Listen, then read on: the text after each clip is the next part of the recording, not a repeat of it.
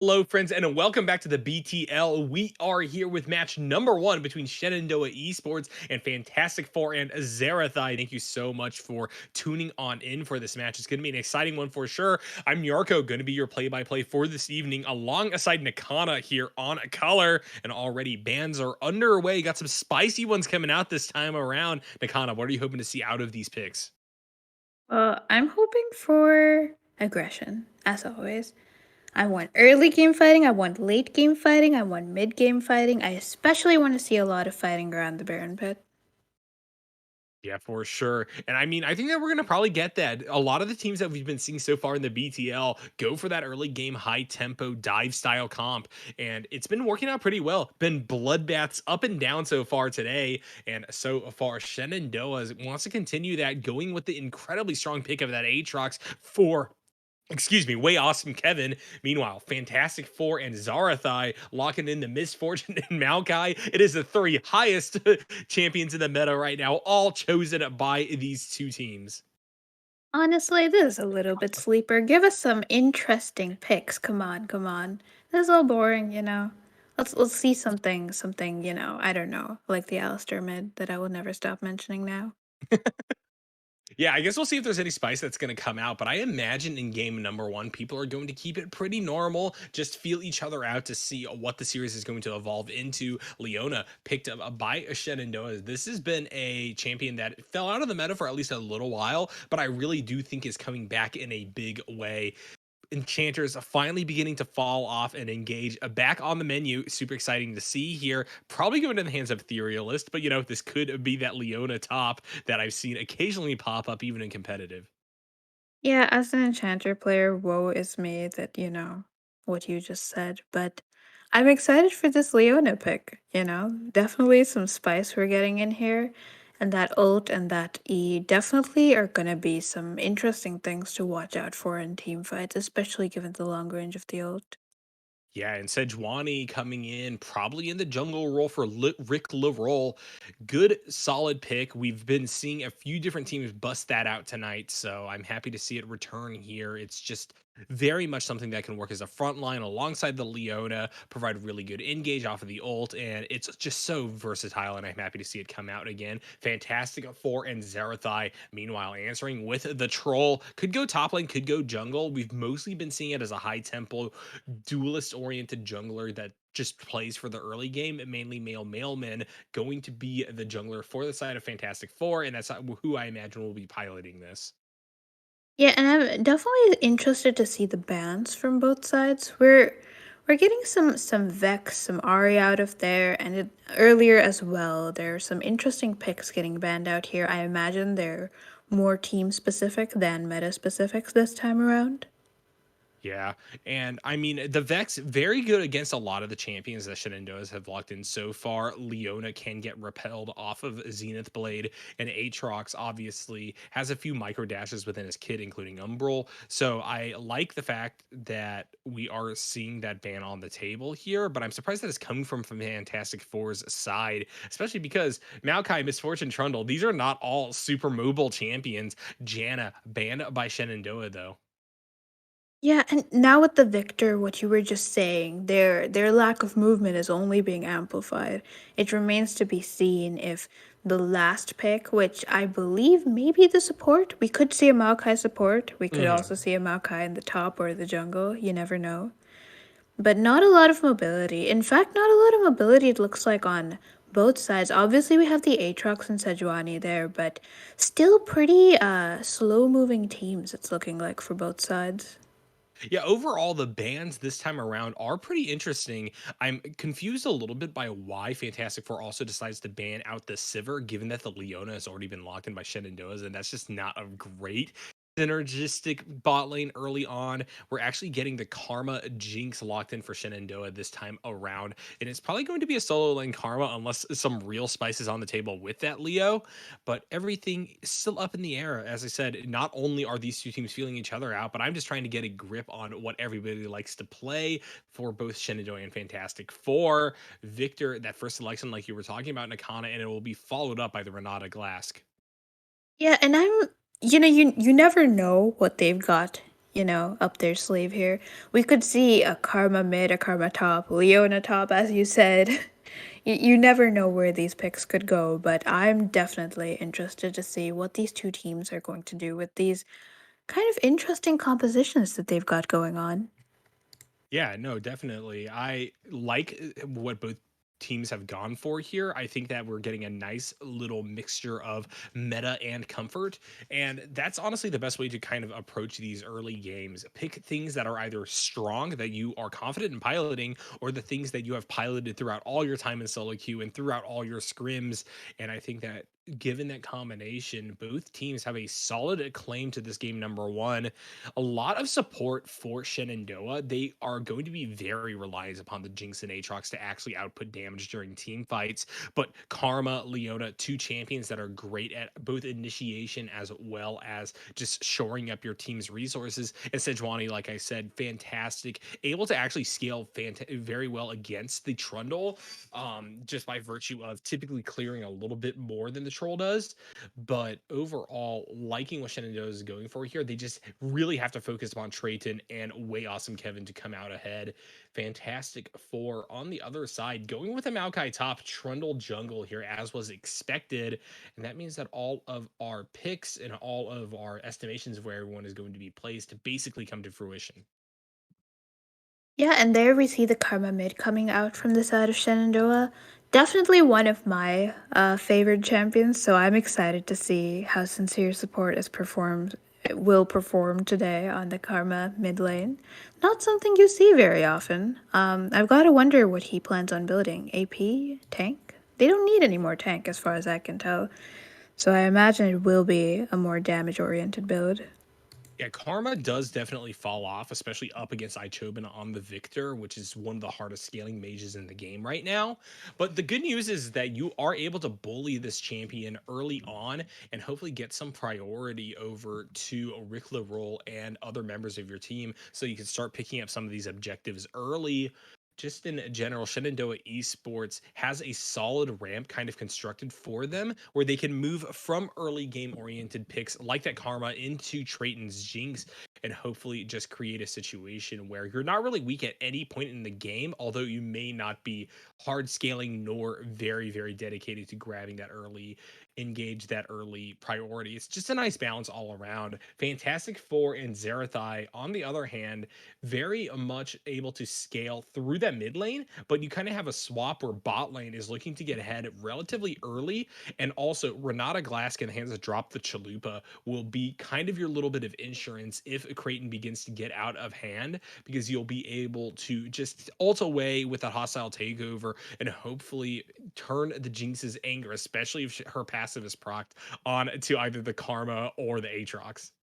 Yeah, very true. And also, I'm noticing a trend from Blue side here to their team's very engage oriented. You have a lot of engage coming in from most of their members, whereas Red side is more of a disengage oriented almost. They're able to poke more, do more damage from afar, whereas Blue side really needs to get up in their faces. So we'll see who's able to turn this match in their favor.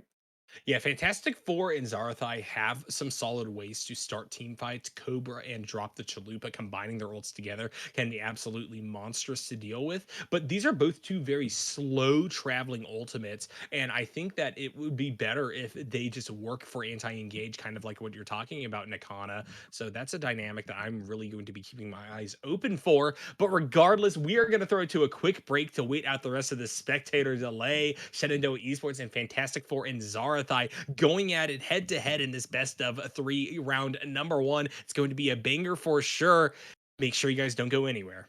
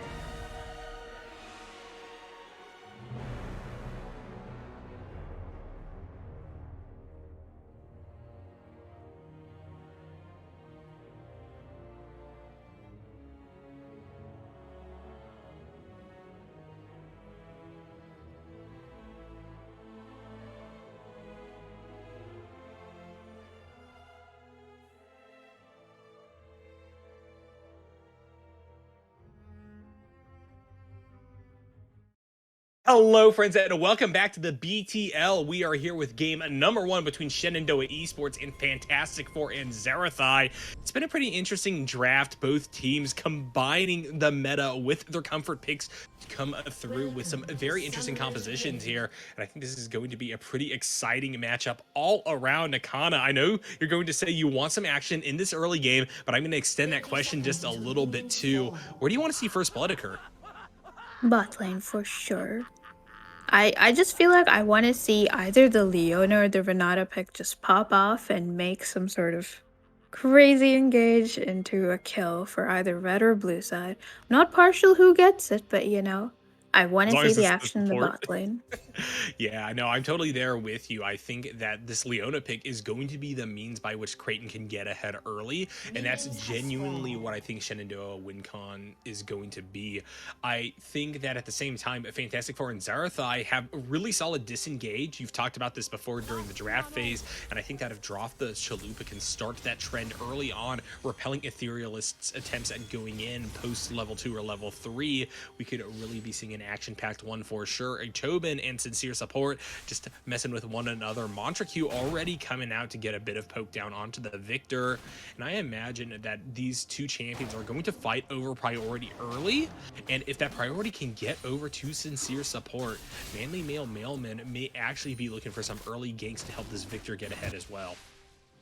Yeah, and for sure, I feel like early game, uh, Jinx Leona, I'm not sure how to feel about it. I feel like Leona is definitely very strong in this lane. I'm not sure if Renata Glass disengage is really enough to hold off a Leona pre-6. Obviously, post-6, we're going to see a lot of that, ult potential to just leave any engage in the dust and just run from it. Yeah, positioning going to be a huge deal, especially early on. Drop the Chalupa without R is a very different champion than when it's Renata crests towards that ultimate. So that's something I want to watch out for. Etherealist has a solid window to try to get ahead. And there we see the engage coming through. Zenith Blade going to land true, and the root going to combo with it. Creighton already dumping the damage down on to drop the Chalupa. And with the flash forward, it will be the Jinx claiming that first blood, just as he called Nakhana. Just as I said, I'm so good at the game, clearly. Yeah, Oh, more Etherealist with a engage? little bit of an over-eager Zenith Blade down onto Zarathai, though. Manly Male Mailman with a great rotation, hiding in that bush all the while, and Creighton now has to try to kite back towards tower. They have to flash out themselves. Rick LaRoll is here. They're pushing forward now with a flash of their own. Manly Male Mailman will be taken down here. Jinx gets excited, but is at less than 100 health, so I think they have to try to kite this one out. Zarathai flashes forward, sees the opportunity, picks the kill up against Rick LaRoll. It's a 2 for 2. Oh my goodness, it's everything I wanted. I'm so happy. That was definitely a very action-packed moment in the bot lane. It looks like red side is going to come away from it with more than blue side. But definitely the sort of engage we want to see. And now there's going to be, I believe soon, a bounty that blue side can look for to claim. So I'm sure that this is not the end of the bloodshed in the bot lane. Yeah, for sure. I am a little bit sad that Creighton wasn't able to get both kills. Rick LaRoll had to claim the second one up against mainly Male Mailman. But at the same time, this has gone even overall. And Sejuani bringing that gold to lanes earlier on may mean that we're going to get some more aggressive ganks coming through. Sincere Support has to walk back towards tower due to the gank from the Trundle, and Cobra getting bonked a ton topside up against Way Awesome Kevin on that Aatrox. Yeah, I'm definitely interested, like I said earlier, to see what the Karma build is going to be for this game. Since the Karma pick does fall off, she may choose to build more supporty, more tanky. I'm not sure how I feel about either of those. It could work. It depends where blue side is placing their bets. Obviously, we know that the Jinx and the Aatrox are going to be their key players, but it just depends how they're going to play this one out. Yeah, Sincere Support going for Summon area, which could imply they are going to be going a little bit more supportive. Their name also kind of says that for sure, Nakhana, but True. I think that they're just going to have to be responsive to the current game state. If Creighton can get another kill under their belt, really just define themselves as the carry early on in this game, I think that things definitely can go in favor of Shenandoah Esports, and they can easily allow for Karma to sack waves, sack a little bit of XP, and just play as the second support for this game. Yeah, definitely top side looks. Oh wait, bot lane. Hold on. Yeah, Rick LaRolle pushing forward, can't be slowed down by the Make It Rain, and so Zarathai going to get jumped on. Manly Mailman here again. W goes down from Renata Glask on to the Misfortune, and Creighton gets that kill, and they're going to continue to push forward here. Creighton dropping those rockets. Manly Mailman just 100 health, able to make it out alive, and so Shenandoah Esports comes out ahead off that play, almost getting the double-double over to the Jinx, but for the time being, what we're prophesizing is coming true. It's a caster's blessing, Nakhana. In fact, It now is. Shenandoah Esports with a pretty solid lead. Yeah, it's like what we're saying is just happening as we will it into being. You know, the Jinx is getting fed. We're seeing all that bloodshed bot lane, and we're maybe gonna see Karma just go directly into maybe a Shirelia's or an Imperial Mandate or even a Moonstone Renewer. I'm personally very partial to Mandate on Karma, so it's going to be interesting.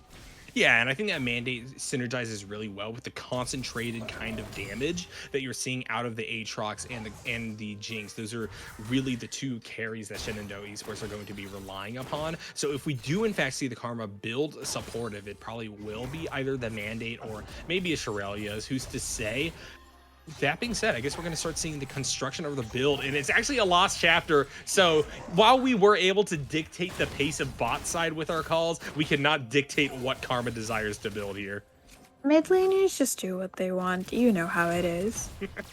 Yeah, sincere support with that name. You know, I was hoping for something more. Cobra has to flash away topside because Way Awesome Kevin and Rick Lowroll are here, but Manly Mailman going to try to turn this one around. Worldbringer comes on out.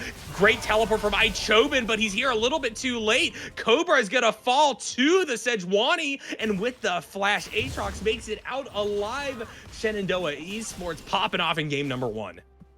Yeah, definitely one of the things about the Aatrox pick, and I said this earlier today as well, is that it can really just look like a weak champion for a moment in a fight, and then it just turns around and heals like half a health bar, you know?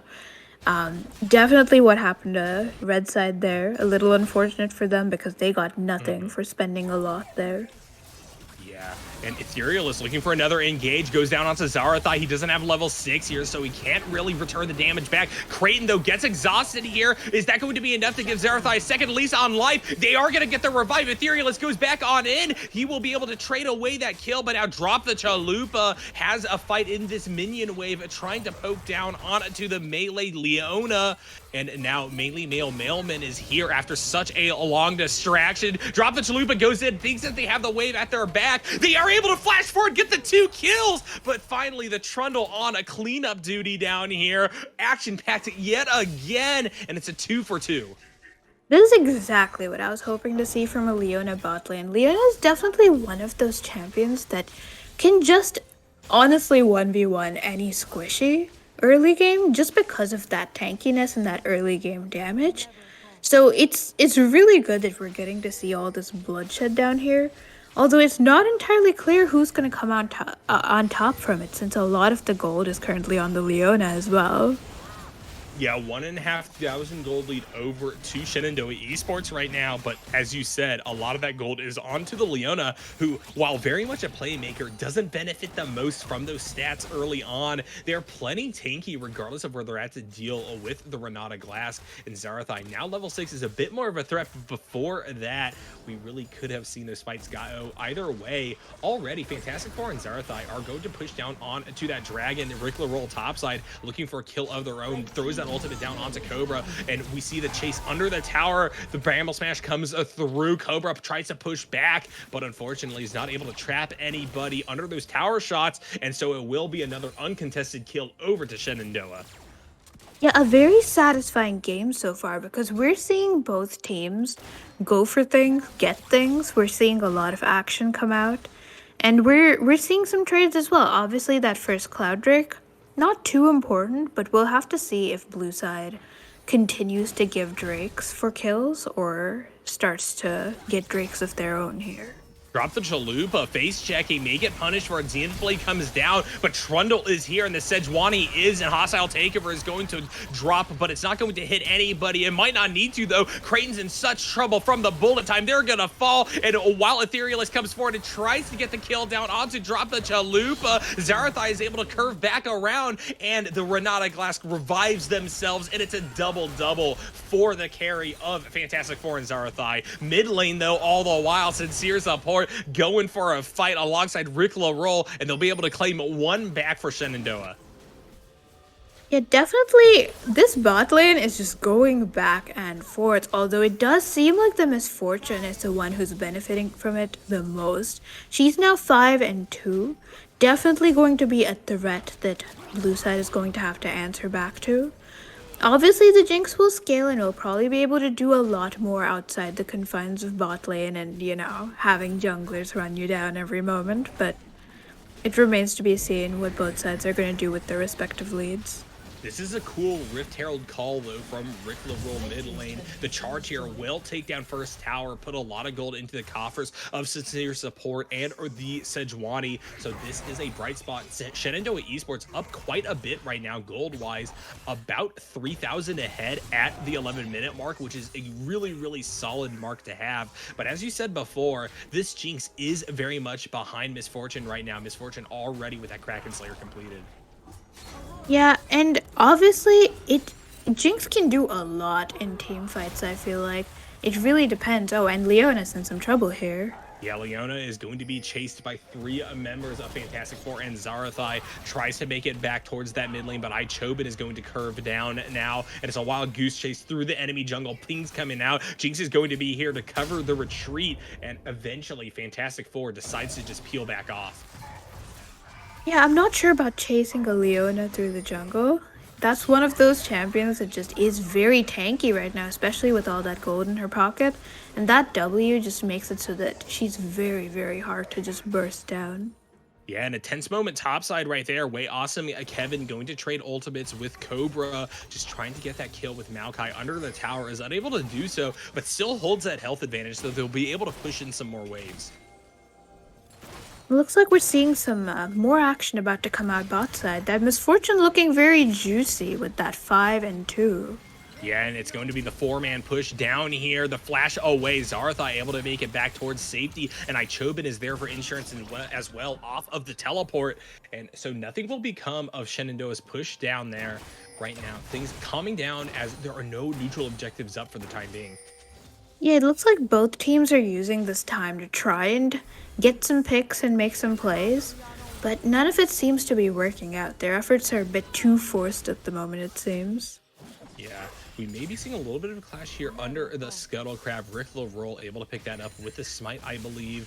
And even though Ichobin dropped the Chalupa and Zarathai are all hovering in this bush, the Karma is safe enough that they're just able to continue to exchange with Ichobin in the mid lane. Yeah, the thing about blue side is that as much of an engaged team as they are, oh, Creighton going so low so fast. Bullet time comes out. It's canceled though by Etherealist with Q. That's a huge turnaround. I don't think that Shenandoah can answer back, but at least they both get out alive. Very true. Honestly, I can't believe I said this about bot lane, and bot lane is just giving us all of that action. Yeah, no, it's been very, very impressive showing from both sides. Fantastic Four and Zarathai, as you said, vaguely ahead just by virtue of Zarathai getting all of those kills. But right now, there's so much action across the whole map that Shenandoah has been able to hold on to that gold lead. And in fact, they continue to expand it. And with that mid-tier 1 gone, I think that Ichobin is going to be oftentimes too far pushed back to be able to contest these neutral objectives. Next dragon spawning here in just a few seconds. Yeah, it kind of feeds into what I was saying earlier. As much as blue side has like all these mobility options on their side that red side doesn't, they're also able to use this mobility to just get away from red squad in any situation where they might lose their lives. That karma shield especially, which can be applied to the whole team, the various dashes on Aatrox and Sejuani make them all kind of hard to lock down. And then you have Leona, who's very tanky and hard to burst down as well. So definitely red side is going to have some trouble locking down blue side to get anything done, it seems. Yeah, and while we are seeing Fantastic Four get some counter pushes and trying to take down some of these towers, everything's still relatively healthy. Shenandoah Esports very much ahead on that front. I think the next set of actions is going to be down here. Bot, as we do see the rotation over Ichobin, drops the Chaos Storm. Sincere Support just able to kite that away with the utilization of their W. And now Shenandoah will look to set upon this second Rift Herald of the game. And we could, in fact, see more victories when it comes to knocking down these towers early. Manly Mailman, geez, what a name, is going to get caught in that bush. He has to back towards the tower, drop the Chalupa, going to use hostile takeover as a means of D push. It won't land onto anybody of significance though, and so Shenandoah can now comfortably push down towards this tier 2, drop Shelly, and I think they were going to grab the second tower of the game up for themselves. It definitely, blue side is making a lot of progress in terms of just taking out a lot of red side's objectives. We see mid lane just completely gone right now, which is a pretty bad spot for red side to be in, given that blue side's mid turret is still standing. Basically a 5,000 gold lead now over to Shenandoah Esports. They haven't really gotten this just through kills. It's been fantastic control of the map and of objectives that have gotten them this immense lead at the 16-minute mark. I think that Fantastic Four and Zarathar are going to struggle to get back into this one. Rick Roll maybe a bit caught out, is able to maneuver nicely around the Trundle pillar though, and knock themselves towards the river and to safety.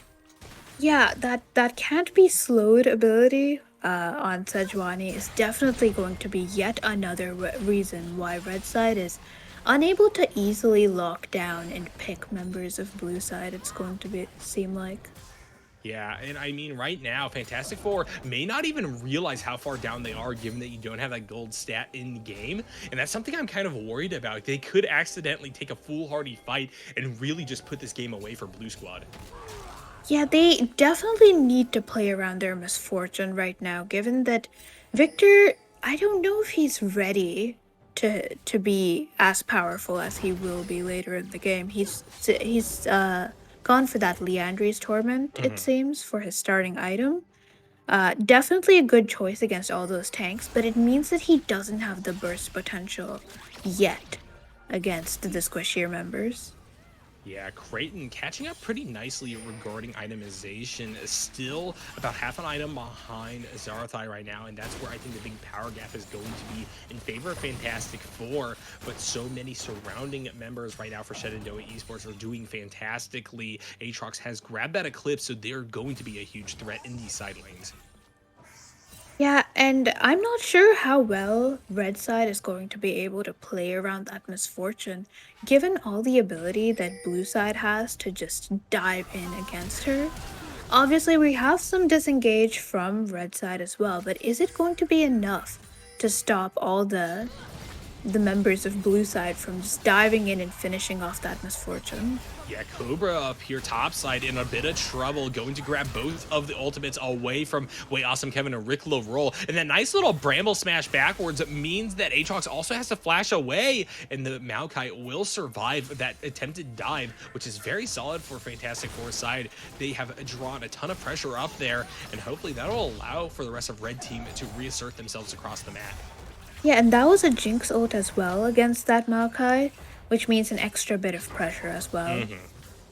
Yeah, Way Awesome Kevin, though, continuing to push the issue up here, definitely has that wave clear advantage. Is just able to harass Cobra even close to the tower with the amount of healing this Aatrox has gotten. That being said, Maokai, still not at first item, is definitely struggling a bit, but still is able to hold their own. That top tier 1 hasn't gone down yet, and that's the only one on the map for Fantastic Four and Zarathai right now. True, the efforts of both teams have definitely been focused a lot more towards the bot side, so top has kind of been its own little island. It looks like teams are moving towards the Drake right now. Yeah, teleport being channeled on in. Way Awesome Kevin is here first, and Cobra doesn't have a teleport to match, so they just have to walk through River. If Shenandoah want to pull the trigger, they should do it now before the Maokai comes here. He doesn't have ult up. World Ender still on cooldown as well, so it's basically a moot trade right there. It's just having the extra body in the pit that's super valuable for the blue team, but they're going to file up towards where the Maokai is and maybe look to cut off any kind of entrance for Cobra. Yeah, it looks like both teams aren't really sure of how to start this. It's like everyone's waiting for the other to make the first move, Yeah, the waiting for classic someone to Dragon Dance step out coming of line. true, but here is the chain. It's going to go down on to drop the Chalupa, who gets bursted in an instant, but not before Hostile Takeover is able to come on out. Zarathai over the wall with a really, really good bullet time is able to take down multiple members of Shenandoah Esports. Rick LaRoll's going to fall, but now Way Awesome Kevin in the melee is going to be the next one taken out on the side of Shenandoah. Cobra, though, has to continue to frontline. Zarathai is at about at half health. Ethereal is able to flash out, barely living through that one. And so while things go even in kills, I think Fantastic Four have a slight amount of priority over this river. Yeah, for sure. And that was a case of just the Trundle from red side locking down three members of blue side while the rest of them were able to just beat down that Aatrox. That was just Karma, Jinx, and Leona all just trying to keep that Trundle from murdering Jinx in that moment. Yeah, for sure. And the kill distribution on the side of Shenandoah Esports means that they aren't really giving over shutdown gold. But even so, at least Fantastic Four has been able to stop the bleeding. They're able to grab themselves a second dragon. And I think that that'll be beneficial to them later on in this game, being able to force fights when they feel they're actually power spiking. Right now, though, things very much still in control of Shenandoah. Yeah, and definitely that Shirelia's on the Renata glass is also going to give them some extra potential to engage, especially with people who move rather slowly on their team. It's definitely something that's going to be useful for their side going forward. Yeah, Karma now at 2 items with that Void Staff secondary, just looking to shred through some of these tankier members of Fantastic Four and Zarathai. Very much not on that supportive build that we were hoping to see here, but luckily their income has allowed for them to pretty comfortably build towards these items. So even if she does fall off for the time being, she's definitely a terror on the Rift.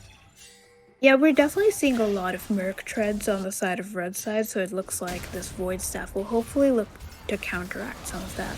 This is a huge push from Shenandoah Esports, but I think they're a bit caught out. That's an incredible hostile takeover combo with the bullet time. Ethereal is the last one left alive after all that. The double over to Zarathai, and it's a big throw by Shenandoah. I think that this is the Baron call. I'm very surprised over that. Shenandoah just lost a fight to Dragon. It's surprising to me that they found the confidence to just take three of them into enemy territory without vision of all the members. And we talked about how that tier 1 topside for Fantastic Four was standing strong. It's still there, Nakhana. It wasn't even truly a push. They were just looking for a pick and got heavily punished for doing so. Yeah, they definitely underestimated Red Side's vision and ability to coordinate there, and it looks like they're going to have to be more respectful of Red Side going forward if they want to make any big plays. They still have the gold advantage for now, but it has shrunk to only about 1,000, and I think that's all going to evaporate with the pushes allowable by the Baron Nashor, especially because, as we've said before, the tower advantage has been so much in favor of Shenandoah for the time being. Fantastic Four barely even have to try to push in order to get some of these tower plates back and these tower gold back. Yeah, and we're seeing blue side still pushed up into red side's jungle. I'm not sure what exactly they're trying to accomplish here, given that there don't seem to be many things left for them to take.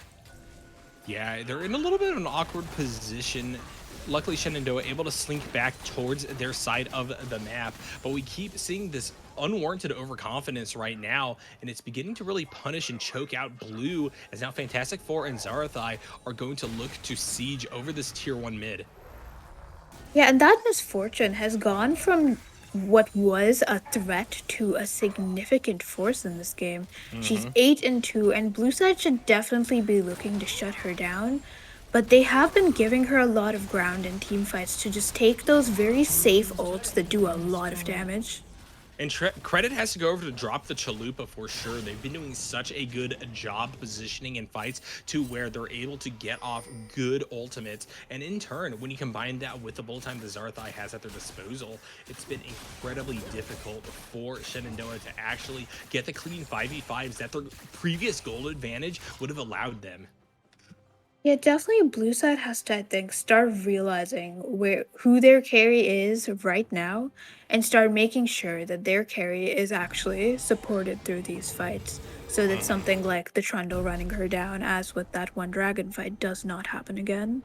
Yeah, don't get it twisted. Jinx still strong, but is very much behind. Infinity Edge purchased now on the Misfortune, and you have the ability to continue to force fights on a red squad's side. They want to get to Soul. Inferno Soul going to do so much to boost Ichobin and the Misfortune. So, given the fact that they now have priority because of Baron buff over the river, Shenandoah has to make a tough call here over whether or not they want to give up Soul Point.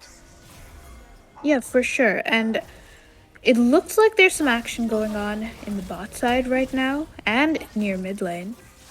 Yeah, Cobra actually going to be forced to flash out there towards the safety of their team. And now Fantastic Four and Zarathai all grouped up have to try to deal with this attempted push in by Shenandoah. Wait, awesome. Kevin is down here trying to find a way into the river through a curve through this bot side.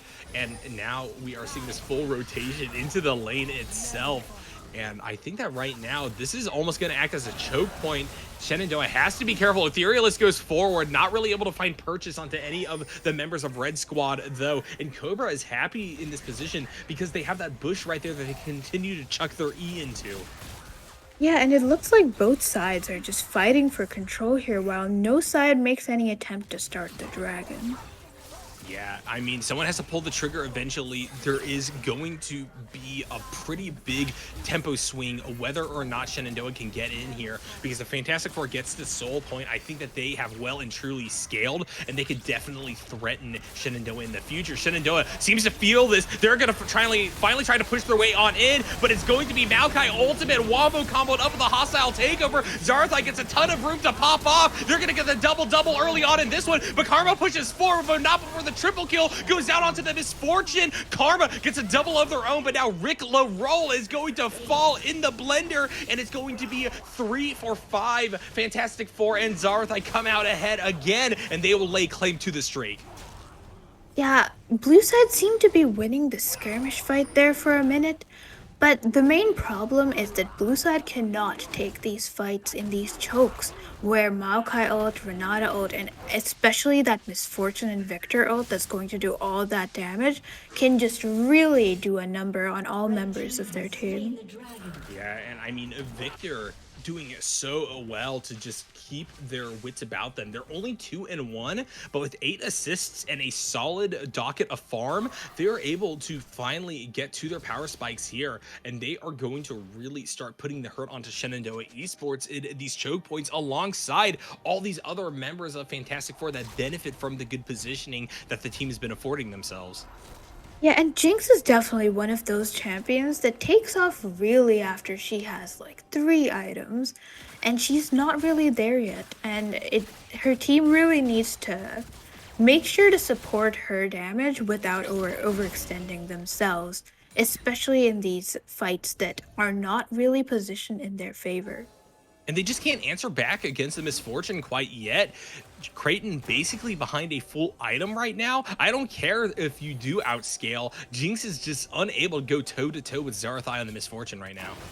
Yeah, it's a little unfortunate that the main people on red side, sorry, on blue side, who should be the ones answering the Misfortune, are the ones who are the most behind right now. We see that Aatrox, the Jinx, they're both not exactly where you'd want them to be even able to challenge her at this point.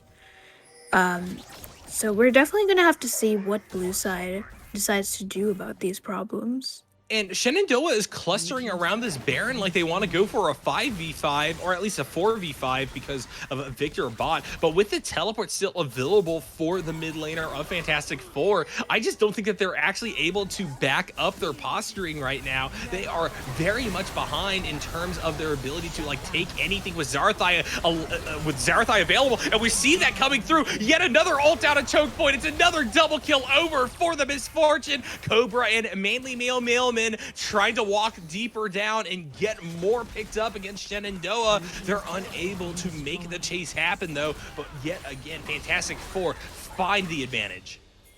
Come on, blue side, pull it together. You can't be doing this when red side has this much of a lead. And I mean, honestly, Shenandoah had decent gold stacked right there, but they have given away that gold lead wholesale. And now Fantastic Four and Zarathai start up the Baron. There's no contest, and things continue to go in favor of Red Squad. Yeah, and definitely red side is starting to even out the previous turret unbalance that there was, and now blue side are looking like they're going to be the ones in trouble here regarding their positioning on the map. And they're not making any attempt to change their method of play, which is worrying given that red side is just going now. There's nothing to stop them unless blue side really pulls together an answer. Definitely. Infinity Edge is completed on Jinx. She is definitely strong right now, but have Shenandoah Esports given away too much too early, especially with the next dragon coming up pretty soon, and that probably being the deciding factor of this game. Yeah, and looks like they're just going to run it down mid red side with the Baron at their disposal here. Looks like they're going to get pushed off a little bit here, not getting too much out of that push. And we're not seeing any split push coming out from them yet, surprisingly. Yeah, I mean, right now, I think Fantastic Four is less willing to go for the split push just because they really want to establish control over this river. That being said, drop the Chalupa maybe a bit too far forward here. Chain's going to come down. The knockup comes through. Drop the Chalupa, has to flash back, but will use the hostile takeover. And in turn, Rick LaRolle has to flash out because they found themselves between a rock and a hard place there because of Manly Male Mailman. And that ultimately goes about even. It would be nice if Renata could keep their ultimate about them, but unfortunately that is just not the case. And Chobin as well, mispositioning a little bit, has to flash out as well. This is definitely the sort of thing that blue side needs for members of red side to start lowering their guard and being caught out of position. I think that's the main way that blue side can make it back into this game for sure.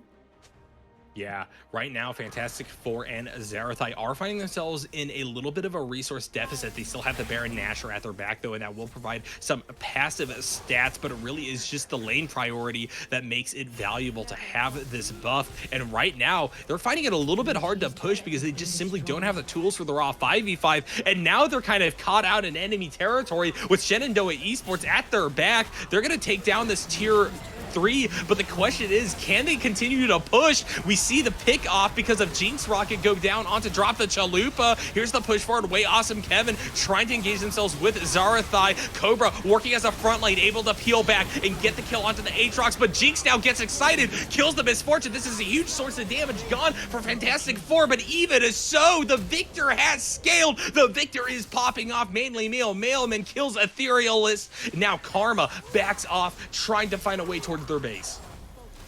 I'm not sure about all these moves from blue side. They just are continuously giving red side the opportunity to win fights and get more things from them in ways that they can't yet contest. I mean, this might be the end of the game. Mainly Male Mailman gonna go against Sincere Support, but with the W rooted down, the Karma is still able to trade back a whole lot of damage, but she needs to get towards that last dying Nexus Tower. Chobin goes golden, Sincere Support goes low as well. Here's the burn coming through. Mainly Male Mailman gonna drop an E, not able to get the knockup though on to this enemy mid laner, and with Jinx Rocket following him back towards the base, Mainly Male Mailman has to find a way out, and he's so low that he can't actually help secure this Infernal Drake over for Fantastic Four. Definitely some interesting turns, possibly in the favor of blue side. I'm not entirely sure if red side is going to be able to have their jungler there in time for this dragon, given that Leona is very cleverly preventing that back from Trundle. Yeah, it was a weird situation. Both teams not really playing super optimally. I do like the recollapse attempt by Fantastic Four and Zarathai, but unfortunately Shenandoah Esports kind of able to respawn in time after that initial push to secure themselves the dragon and stop Soul from being taken. I think that's still red team very much ahead here, but they are occasionally biting off a little bit more than they can chew, or at least getting advantages but trading too much away in return. Yeah, and they don't seem to be respecting red side's big threats enough. there's a lot of situations where they fail to realize that they're just playing right into the enemy team's hands, giving them the exact setup for exactly what Red Side has built their team to do. Yeah, we'll see what happens now that we're yet again in a bit of a lull state. Mid inhibitor gone. Shenandoah Esports are going to have to constantly take that farm and make sure that these Winians can't push on to their last Nexus turret. But right now, Baron isn't up quite yet. And so while I think we will be seeing Fantastic Four assemble and try to force it down once it spawns, this is the time for Shenandoah to try to reestablish vision across the map and get a modicum of stability back on their side. Very true, but you also have that Victor pushing into the bot side, causing the Aatrox to have to back, and Karma's also going to move to answer that threat, it looks like. So it's looking like Red side might not receive much contest from the side of Blue for this Baron Nashor here. Yeah, and honestly, Victor may be the target for Shenandoah right now. The stun, sincere support, melted in an instant, but now wait, awesome Kevin is here to try to gain revenge for their mid laner. But meanwhile, topside, we have another fight going on as well. Zarathai pumping down the damage with the bullet time, will be able to kill Rick LaRolle. Ichobi continuing to give the run around to way awesome Kevin. They are about at even health, and now Manly Male Mailman and Zarathai want to continue to go forward here. Misfortune just dumping out the damage. Ethereal is comes forward, tries to act as a peel. Zarathai gets W'd, will eventually pop to the Jinx, but not before the Jinx themselves will fall with the help of the hostile takeover. And now Fantastic Four have the advantage. Everybody except for way awesome Kevin is dead. They take down the last Nexus turret, and it's only the Aatrox here to try to defend, and I don't think that there's anything they can do. Fantastic Four and Zarathai take game number 1. What an interesting game. That was not the outcome I was expecting given the way things were going, the way teams were structured. Definitely interested to see going into game number 2 how Shenandoah chooses to use what they've learned in the next game. Yeah, for sure. I mean, Shenandoah throwing away about a 5,000 gold lead there so early on in this one. And I thought that they were the scaling team comp, Nakhana. I understand that Victor is monstrous, but really, with a Jinx on your team, this kind of throw just shouldn't happen. And so there's definitely a lot to learn here. Shenandoah have to go back to the drawing board and see what they could do differently if they want to try to take down Fantastic Four and Zarathai in game number 2.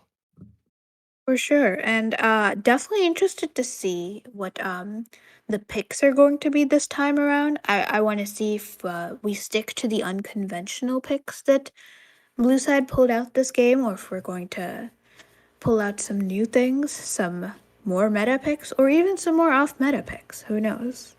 Yeah, a lot on the table, a lot of different ways to approach this game number 2, but it's been an exciting series so far here in the BTL. We're going to throw it to a quick break, but when we return, it'll be match number 2 between Shenandoah Esports and Fantastic Four and Zarathai. Don't go anywhere.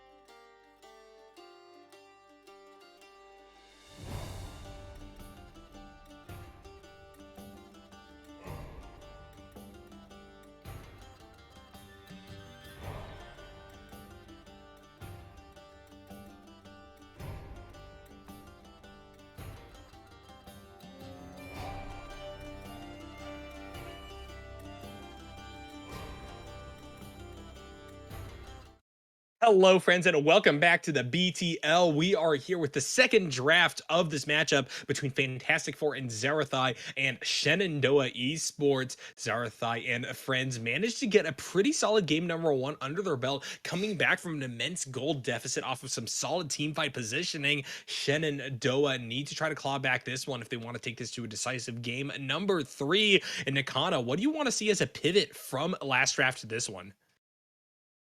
I'm definitely hoping for some committal, I guess, either to the strategies that they had last game or an entirely new one, perhaps. I know that I really, really enjoyed that early game where both teams were not afraid to trade blows. I definitely want to see some more of that this game. Yeah, and Shenandoah going to choose to ban out the Misfortune instead of the Seraphine this time, and that means that Zarathai going to immediately hop on to the Seraphine bandwagon, pick that up for the first pick of the game. We'll see how Shenandoah will decide to respond. Oh, is that a Nautilus hover? And it's a It Nautilus lock is in, yeah. definitely an interesting pick. Wait, let me get my colors straight. Have they switched around this time? They have, in fact, Shenandoah on a red squad this one around. Yeah, it's gonna be interesting to see. Last game we had that Leona come out. This time we have the Nautilus. Really like engage heavy picks, which I'm really happy to see. I love seeing that early game action. I love having that big engage ability just ready to come out at any moment and make a fight or a pick just so much more interesting. Yeah, I agree. I think it's a really solid selection. Putting such high priority on it is a little bit interesting, but Shenandoah may not know what to go for this time around just because the Aatrox was banned in the first three by Fantastic Four and Zarathai. Yeah, and I'm seeing some icy champions here, potentially to be in the jungle. Sejuani and the Volibear, definitely both champions with a lot of potential to lock down and chase down people. Yeah, and there is also immense flex potential. We've been seeing this a lot recently. People just going for less precise picks here and just kind of allowing for people to have to do some guesswork when it comes to the second round of bans. But I'll tell you what, that Tarek is locked in, and that's going in the support role, baby. This is your game. Like, oh my goodness. Yes, Seraphine Tarek is such a fantastically strong bot lane duo. I've talked about it before. I don't know if Zarthai is going to go directly to the Seraphine. It could go into the hands of Ichobin, but regardless, Tarek is a powerhouse right now, incredibly underrated. And I'm so happy that it gets picked here. Shenandoah with the spicy pick, though, selecting the Elise and therefore probably putting the Volibear top lane. Yeah, definitely been a long time since I saw an Elise. That's someone you see rarely played, even in casual games, I feel like. So it's going to be interesting to see what Shenandoah have planned for the Spider Lady. Might be a comfort pick for Rick LaRolle here. I'm not really seeing anything that stands out to me like Elise is fantastic in this meta or with this composition, but it's always great to see these spicy picks come out. Shenandoah putting their faith in it to stay alive in this series. Yeah, and we're seeing some of the same bands. This time we're going to see that Victor band out, but by the side that used it, if I'm not mistaken. Yeah, Victor going to be banned this time by Fantastic Four and Zarathai. I think that they're just looking to make sure that it doesn't go into the hands of Shenandoah. Um, Obviously, it's an immensely strong pick, but yeah, Ichobin is so good on it. I don't know why they would take it off the table here unless they feel like it's particularly risky to allow it to be open for Red Squad. Honestly, I can appreciate that. Victor just late game turns into a powerhouse. And I feel like it's a very safe bet to just have him away and, pick someone else up yourself there. Yeah, and Samira going to be banned out as well. I'm a little bit surprised by this one. I think that Seraphine Tarek is a fantastic counter to heavy engage lanes like Nautilus Samira. And honestly, I could have liked to see them bait that Samira pick out because Tarek just kind of hard counters her attempts to go off. You could E her out of her ultimate and from there just make her a sitting duck deep into enemy territory. Yeah, not to mention the Seraphine ult, but the Seraphine ult, in fact, might be the reason they've chosen to ban out that Samira.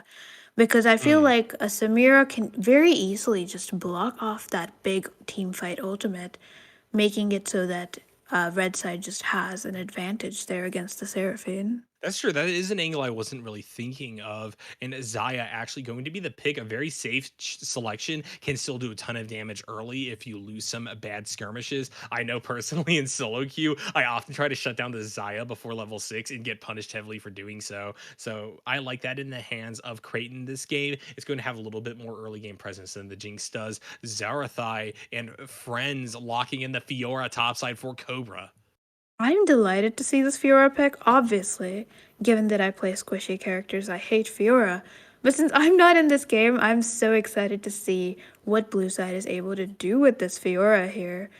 And, she's just such an overall powerful champion, I feel like. And really, you don't see her too much in these games, so. Whoa. And here at the end, Fantastic Four and Zerathai locking in the Lee Sin, really mixing up where these champions are going to be placed. Is this going to be Lee Tarek bot lane? Surely it can't be. Surely not. I mean, if you want a wombo combo, if you want to do silly stuff early, it's a decent idea. But my question is then, is the Sejuani going mid lane or is Fiora mid maybe? I could see a Fiora mid. I could even see a Sejuani top and a Seraphine Tarek bot lane. Yeah, these are some interesting choices, and Shenandoah continuing the oddities coming through. Akshan being picked up. This is a very powerful champion that we often see in solo queue, but not so much in coordinated play because his W is just a little bit less effective. And just generally, those kinds of crazy chain kills that you often see come through in these games that you're just queuing into on a day-to-day basis don't really happen quite as much. But clearly, here in the BTL, people are smelling blood in the water. This is going to be a wild one for sure. Yeah, both teams just have a lot of aggression on their sides, a lot of engage. We have the Seraphine ult, Nautilus ult, Sejuani ult, all of it. Just everyone has some sort of going in potential or engage potential that just. I think this is going to be a very exciting game. Yeah, I mean, I'm not really sure what to think of this one. I really hope it's Lee Sin Terracabot. This is a combo that I've seen talked about before. It's definitely cheesy, but you could pick and really just snowball that lane like crazy. And I really think that it also kind of hard counters going for that Nautilus early, but most likely it will be going into the jungle and Sejuani will be placed elsewhere. Overall, though, I really have a lot of questions about how Fantastic Four is looking to set up this composition. I will say though, I think the blue side definitely has a little bit of an advantage in terms of their people are harder to kill and Mm. also kill more easily than red side selections, I would say. Yeah, for It's sure. looking That's a like it's good going point. to be a Fiora top here. And that means that it's Lee Sin mid, maybe? I guess we'll have to see what mainly male mailman goes for. I do hope it's Sejuani jungle because I think that she's just going to struggle if put into the mid lane. But overall, it's going to be weird either way. We'll see exactly what the selection will be for Fantastic Four. At least mid, Volibear top is kind of what we expect out of Shenandoah. And yeah, it's going to be Lee Sin selected for the jungle role. So unfortunately, that kills. What? Hang on. Ichoban locks the Seraphine in for the mid Um, lane. This is Tarek Sejuani bot? well, I guess nobody will ever be able to lay hands on them down there. It Will they might be ever a be able little to bit of farm? a Honestly, given how tanky Sejuani is and given Tarek's heal, I'm not sure how much Nautilus and Zaya will be able to do to them after a certain point in that lane. All right. Well, I mean, you heard it here first. There's a chance that this might work. I don't really see the synergy. I guess Sejuani's able to rush in with Arctic Assault with Tarek using E, but you just don't have the damage output necessary to kill the Nautilus early or the Zaya early, I feel. I just feel like, however, it's going to be excessively hard for the Zaya Nautilus lane to punish Sejuani Tarek enough to keep them off CS. That I is know that true, I've but played. you don't scale with a Sejuani bot compared to Zaya. Like, oh boy, oh boy, I'm confused. Well, I imagine that Blue Side is placing their focus elsewhere, like on the Fiora and the Lee Sin and the There's been a And they're just gonna trade? trade champs. Oh Okay. man, they had us on a whole tangent there. What? Oh my god, it is Lee Sin mid though. Unless they're gonna trade again and just completely troll us. At this point, I have no clue what's going on. We do draft law for a reason, folks. Just pick for your role. I'm so Gosh, confused. Is this it? Is this it? Like, only are they gonna keep going? only here in the BTL. They're swapping back. Nah, just put that Sejuani back down there in the bot lane. You picked it, you keep. Oh, Uh, uh, uh. uh, stop it! Zarathai and Stop friends, it! if you guys are currently on a stream, shame on you. Stop messing with our heads. Yeah, we don't like you. We'll be rooting against you this game, But just they so picked you the know. Tarek Seraphine, so I kind of have to root for them. It's unfortunate. No, no, no. They're being mean to us. All right. Well, it does look like it's going to be the Lee Sin mid picked up against Sincere Supports Akshan. That's a dynamic that I haven't seen before, and I'll be happy to watch that come through.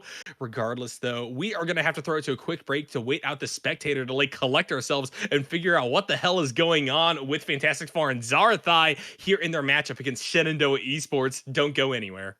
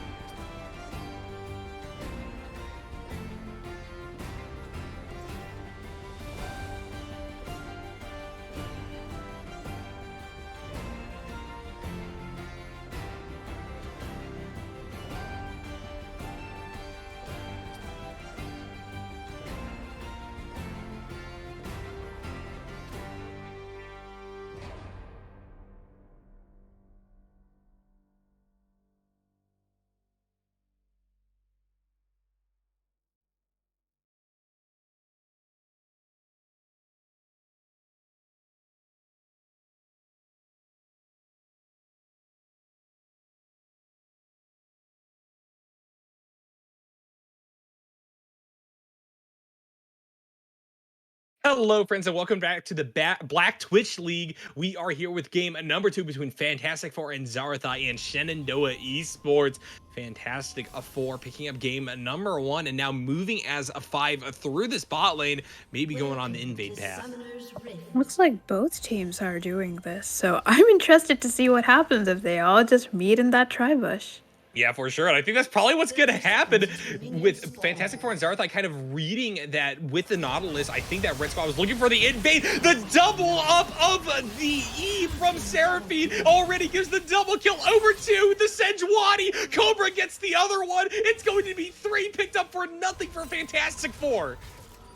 Oh my goodness, that is the last thing I expected to happen, but I'm so happy that it did. I feel bad for Red Side. They've already lost that first game. Having a triple kill come up on their side there just because they got read like a book must really be a downer on the morale. For sure. What a punish. Fantastic Four and Zarathai incredibly heads up play right there, punishing Shenandoah Esports. And now a Red Squad already on the back foot, down more than 1,000 gold now. It's going to be tough for them to try to make a mark in this early game. Yeah, I will note that the gold is in fact on the Sejuani here, which isn't optimal, but also that does mean that she will probably be able to do more in the way of ganks and things, thereby putting her team members ahead as well. Yeah, for sure. I think that's the virtue of getting it onto the jungler early. While it may not necessarily be the best for oppressing a lane, you're able to kind of bring that gold wherever you go. And because you're freed up so much more than a typical laner, you're actually able to overload lanes a lot more effectively when you get so many kills down on to something like the Sejuani. Yeah, it's also going to be incredibly difficult to shut that down as well, unless she really makes a mistake, because she's going to be tankier now with that money, and she is, after all, Sejuani. Yeah, for sure. We'll see exactly how the dynamic in mid lane also is going to play out early. Both Sincere Support and Ichobin relatively unscathed from that early exchange. And, you know, Lee Sin mid is not something that you see very frequently, especially in coordinated play. That's very true, and obviously Akshan isn't the most long-range character about, Yeah, but push forward though. Sorry, really quick. Nakhana drop the chalupa, tries to get an E-stun down, is unable to really make it land, and therefore Zarathai going to fall after burning both of their summoner spells. So that will be a solid callback for Shenandoah. Top side of the map though, Cobra going one-to-one with way awesome Kevin, who has to flash towards the wave, and with a Q, Cobra gets the solo bolo. yeah, definitely we're seeing a lot of gold trade, especially now in the mid lane. Oh gosh, and Sincere Support unable to get out, is able to keep their flash cleanse, but now Ichobin picking that up, able to do a solid job up against Sincere Support, making sure that they are shut down for this early lane and that there aren't any bright spots for Shenandoah. 5-1 now the score in favor of Fantastic Four and Zarathai. And I gotta say, it's really unfortunate for Red Side here. The one kill that they do have has gone on to the Nautilus, it appears, in the bot lane. So despite that early gank, you know, getting some priority back, it's still not as good as it could have been. Yeah, and Ichobin just definitely walking out of the way of Rick LaRoll's stun, at least very much on the back foot now in this game. It's going to be tough for them to really work through Manly Mail Mailman's already 2-0-2 scoreline. Yeah, and despite them having gotten that early kill on the Seraphine, she's definitely not going to be one of those early threats this game. You're already seeing a 2-0 Fiora, who's definitely going to be a force to be reckoned with, and Lee Sin is 1-0 himself. So it's looking a little dangerous for Red Side right now. They're going to have to make some clever plays to bring the gold lead back in their favor here. Yeah, I mean, right now, Shenandoah also can't really take the initiative anywhere because doing so risks the wrath of the Sejuani. Cobra gonna continue to go toe-to-toe. Way awesome Kevin does have the level advantage, but is behind on items right now. Continues to trade with this champion, but for the time of being, I think knows that they could really do nothing but try to push these waves in. Yeah, we're definitely seeing Elise moving in behind Fiora, although it looks like there's nothing for her to find, so she's just going to she's going to take a Krug. No, the Grub. I'm sorry, I said anything. Meanwhile, bots, I dropped the Chalupa in a bit of trouble, has to walk back here, gets the Sun onto Etherealist in order to do so, but this Nautilus has the Ignite up, and that's something to watch out for here. This is a very scary bot lane for Shenandoah. It is their one thing that they can hope to try to make a play off of. We see the double stun go down, but drop the Chalupa goes low because of the QE combo from Creighton. Creighton is able to pick that kill. Now Zerathai's in a little bit of trouble. Etherealist goes for the dive, takes a little bit too much damage on her tower though, so a red squad has to walk this one out, but that is an uncontested kill back over to Shenandoah, who are trying to close this gold gap up. Yeah, we definitely saw that Etherealist was a force to be reckoned with in the bot lane, especially early, what with their Leona pick from last game. And this Nautilus pick isn't going to be much different, and Seraphine isn't going to be able to answer back to that damage from Xayah early game. So definitely bot lane is going to be playing weak-sided here, but it might not end up mattering unless they can get their carries far enough ahead, because that Seraphine ult is going to be relevant no matter what. For sure, and one of the things to note is that both the Seraphine and the Taric have to stack a tier early, and that means if they fall behind on gold, they're actually an extra 400 gold behind regarding stats. Tier just doesn't do a whole lot for them early game, besides provide them with the ability to spam abilities a bit more, but when rotations take so long to go off of cooldown before you hit level 6 and start getting items under your belt, right now, I do think that Shenandoah needs to continue to strong side this Nautilus Xayah. Yeah, getting that Xayah ahead could definitely mean a lot of things for them. Although Blue side is once again in possession of a lot of things that can just dive onto that Xayah and shut her down. We saw that Creighton wasn't able to do a lot last game on that Jinx. Definitely, Blue side knows where to focus their effort, so it's going to be a rough road for that Xayah, even if she does manage to get further ahead. Yeah, for sure. And we are seeing Drop the Chalupa and Zarathai return to a lane. We got a little bit of a pause, and that's why we're getting this catch-up buffer, but don't worry, everybody. That will be fixed here in just a little bit within the Observer client. But yeah, overall, I think that given this level deficit that Creighton and Etherealist have built for themselves in favor of Shenandoah Esports, I think that right now, I just hope that Rick LaRolle will continue to provide a little bit of pressure down here to make sure that the Seraphine is constantly behind. Yeah, for sure. And I'm not seeing. Okay, I shouldn't have started saying anything about mid lane. As soon as I was about to say that I'm not seeing as much action in the mid lane as I expected, Lee Sin just went in for a short lived engage. I am kind of surprised they went for that trade there, given how big the minion wave against them is. Meanwhile, Shenandoah Esports being able to crash that wave mid off the backs of sincere support, actually going to start up this dragon. And Manly Male Mailman coming in, trying to go for the steal, won't be able to get it, forces the flash out of the Sejuani, and so they will definitely come out ahead off that play.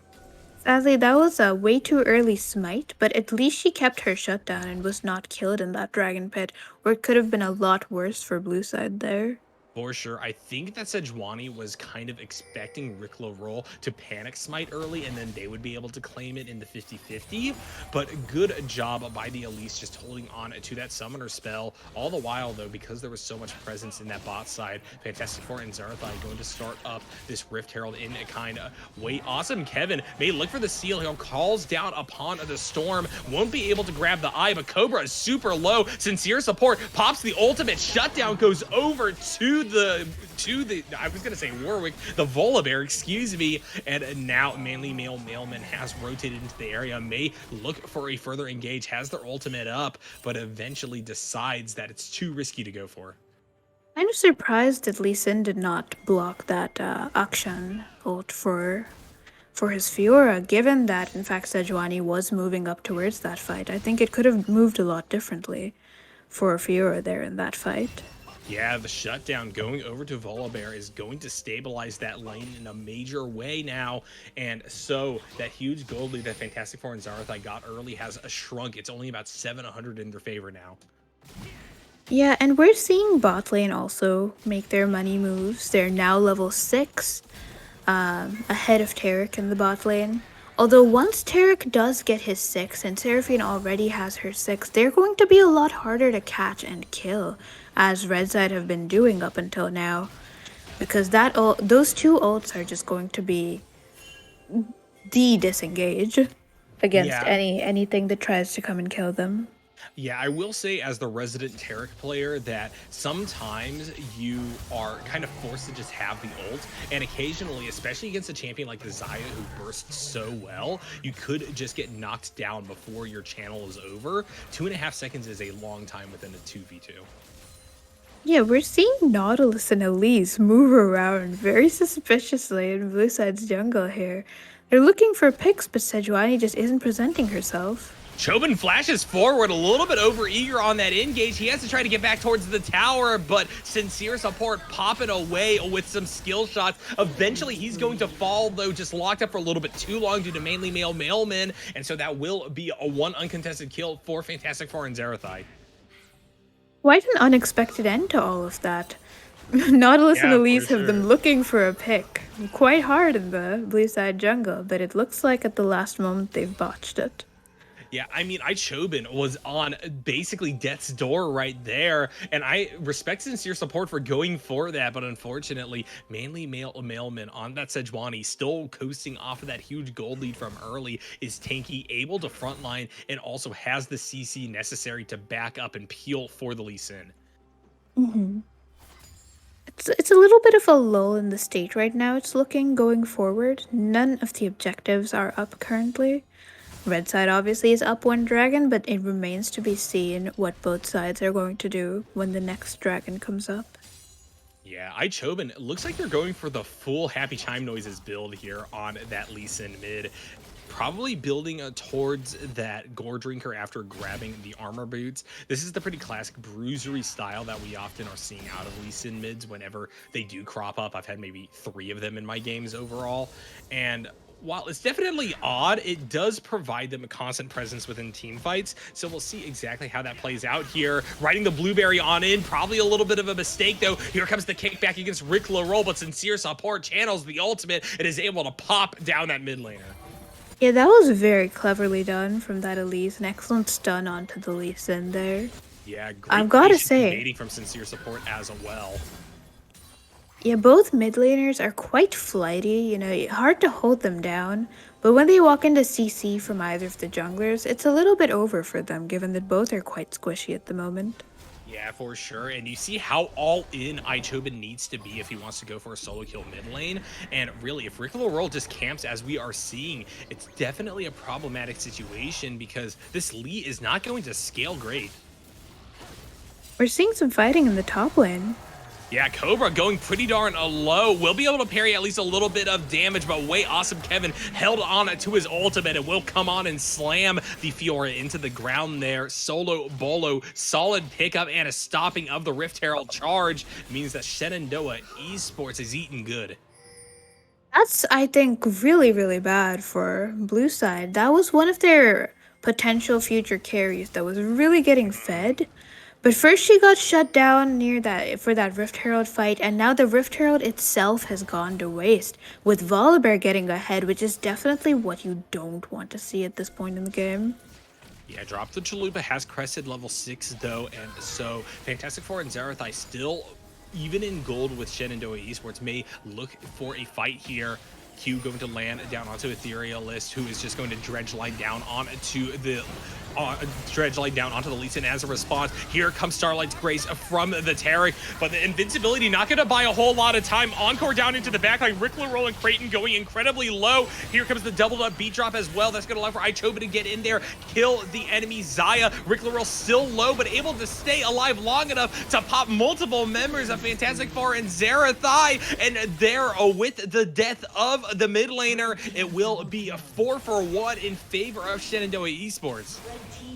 Yeah, that was definitely a fight where I couldn't tell who was on top until it was all over. The Seraphine moved in to get that damage, and she really is lacking in that sector. This early in the game without her core and with that gold deficit on her side. Yep. And she's really not able to put out enough damage to get rid of the tankier members such as the Nautilus, and not even the Elise could she really dent with her damage there. Yeah, it's a tough situation. Fantastic Four and Zerathai really are reliant upon Cobra, Zerathai, and Ichobin to a degree to do damage. And Ichobin's behind, Zerathai's behind. Cobra had a lead early, but is kind of giving it away. And I mean, Tarek and Sejuani just cannot do a whole lot in this current comp. So unfortunately, right now, Blue Squad is falling behind in a pretty clear fashion. Yeah, red side have also claimed away pretty much every big bounty that blue side was holding and now have bounties of their own. So blue side is really going to need to look at how they can really play to their strengths, group up, and shut down some of these threats before they can snowball out of control. Yeah, it's an awkward situation for sure. Sincere support stealth moded coming down here. Maybe looking for a pick. Neither Zerathai nor Drop the Chalupa have any sorts of summoner spells. And honestly, the burst from the Akshan still very impressive to see. He's able to duck out of the way of Tarek E. Ethereal is down here as well. He's going to use his ultimate depth charge going down. It's going to allow for Akshan to get one. And now he's looking for the second. Bungles the E maybe a little bit, but Drop the Chalupa going to be able to cower behind the tower. Now the question is, can these two members of Shenandoah go for the dive against this dying support? Meanwhile, topside, we got some action as well. Ichobin gonna have to just kick away the Spider Lady, and so things will calm down yet once more. Yeah, definitely that you do not want to see more kills going on to Akshan at this point in the game, especially in that bot lane where you really need to be trying to stop that gold loss and get even with the enemy team. Pretty big play here from Fantastic Four trying to grab Shelly, but they're getting punished for doing so. There goes the Elise, but in return, it's going to be manly mailman dying. And honestly, Ichobin is so darn low. It's just going to be a chase into enemy territory for him. And so it will exchange hands. Shenandoah Esports grab this objective. Yeah, we're definitely seeing a theme of Lee Sin is able to get those really those surprising kills, I would say, where he's too low to really be able to get them, but somehow pulls it out. But then he does become rendered useless for the rest of the fight. Yeah, Ichobin able to give the runaround against Etherealist for long enough to get the execute there, but that's still so much time that he spent out of lane. Sincere support all the way on to the bot side tier 2. Yeah, and we're definitely gonna need to see the Lee Sin scale on that side and the Fiora scale as well for them to start really putting out the damage that we're used to seeing those champions put out. But the question is, will it be enough and will it be able to stop what's going on red side? Ethereal is in a little bit of trouble here, but honestly, Tarek 2 levels down means that this is an incredibly tanky Nautilus, and in fact, Drop That Chalupa going for a little bit of an excessive play right there, using their ultimate. That's going to be gone for over 2 minutes, and I just do not think that that was worth the call. Meanwhile, bot side of the map, Sincere support going to go up against Manly Mailman, who is 2 levels down. Cleanse going to be used by the Oxshot. He continues to trade through. Here's the Boomerang coming out. Sincere support, though, takes a tower shot, and then now Ichobin is coming down to try to turn this fight around, but Etherealist is right there, able to dredge line down onto this champion. Zerathai from the backline will use an ultimate of their own, trying to charm up the Nautilus and the Elise. It will succeed, and the support of Shenandoah Esports falls, but at the end of the day, Shenandoah holds on to their gold lead. Yeah, and Blue Side had to use a lot just to get rid of that Nautilus. I'm definitely seeing an interesting new choice from Shenandoah coming out from last game. Last game we saw them, struggling with a lot of team fight abilities that had the potential to hit a lot of them and really make those choke point fights really hard. But now I think we're seeing that, with the Elise and the Akshan just able to dodge right out of the way of those important skill shots, we might see a different trend this game where they're able to hold their own in these team fight situations a lot more easily. Yeah, I think that's definitely the case right now. Shenandoah have the advantage, and that advantage is actually showing quite a bit more than it was in game number 1. That being said, Creighton in a little bit of trouble. Solid double beat drop right there to root them on up, and now Cobra goes on and will get punished for doing so, though. Ultimate goes out onto Creighton, but is unfortunately not resolved, and so the continued fight will occur in this mid lane. Shenandoah Esports making huge progress across the map. Yeah, and we're seeing Volibear just pushing in that top lane. It's completely gone, and there has to be an answer to that at all times, especially given how fed the Volibear is right now. Pretty far ahead on CS as well. So Yeah, drop the Chalupa in a bit of trouble yet again. We just saw this fight in that pixel brush, and they have to flash out, going to just a fraction of health due to the combined efforts of the Nautilus and Akshan. And that's just all a distraction as Shenandoah gets themselves a dragon all the while. Manly Male Mailman tries to go for the hero play, is unable to do so. Creighton will claim that kill, and across the map, Fantastic Four and Zerathai from that strong early game are getting punished. yeah, and it looks like we're kind of seeing a reversal of exactly what happened last game. You know, the sides have simply been switched. An early game lead tossed over to the enemy team due to some rather strange plays, and now we're seeing one side just struggle to get back that lead that they've thrown. I guess that the goal in these games now, especially if we move on to a game number 3, which it's looking like right now, is you don't want to be the first one to claim the lead because clearly it will just get thrown in the series. Yeah, and you also don't want to play blue side apparently. It's been blue side this has been happening to. Perhaps blue side is cursed tonight. I've been saying for a long time, blue side is just worse than red side in a lot of different ways. Most people disagree, but frankly, they just gotta see the truth, Nakhana. They just gotta see it. Yeah, you know, it really depends where you are on the map to really think about the advantages of blue and red side. Personally, when I'm in the bot lane, I think I like to be on the blue side. But you know, maybe I'll change my perspective after this one. Chobin in a whole lot of trouble. Lee Sin is maneuverable, but Volibear punishing super hard, getting this champion to about half health. Drop the Chalupa and Zarathai, rotating into the lane to make sure that he has a safe trip back towards the Nexus. But overall, Shenandoah is pressuring the map fantastically. Yeah, it's looking very unfortunate for blue side that the Volibear is just so powerful right now. He's able to put out so much damage. He's got a lot of farm under his belt. He's kind of really just doing what he pleases at this point, and no one can really stop him. And one thing we didn't mention is that at this point in the game, Red Squad has claimed 3 dragons. They are on sole point, and they have the ability to force fights if they so desire. Cobra maybe a little bit caught out. Pings coming through. The rotation is to be had from Creighton and Rick LaRoll, but Fiora, I think, will be able to get out unless they face check, unfortunately. Yeah, now deep into enemy territory, getting tagged by the Xayah autos. It's going to be tough for them to get out alive. This looks like Desire is just backing off. Honestly, rightly so. I think it was about time for that Fiora to just turn around and really give that Zaya the business. Yeah, and Creighton, you know, has other things on the map to tend to, including this incredibly caught out Sejuani Manly Male Mailman going to drop. Sincere support topside, though, heavily pressured up versus drop the Chalupa and Zerathai. Chobin with the wraparound shutdown goes to the Seraphine. It looks like the Seraphine pick is finally starting to come online. She's got that Leandries under her belt.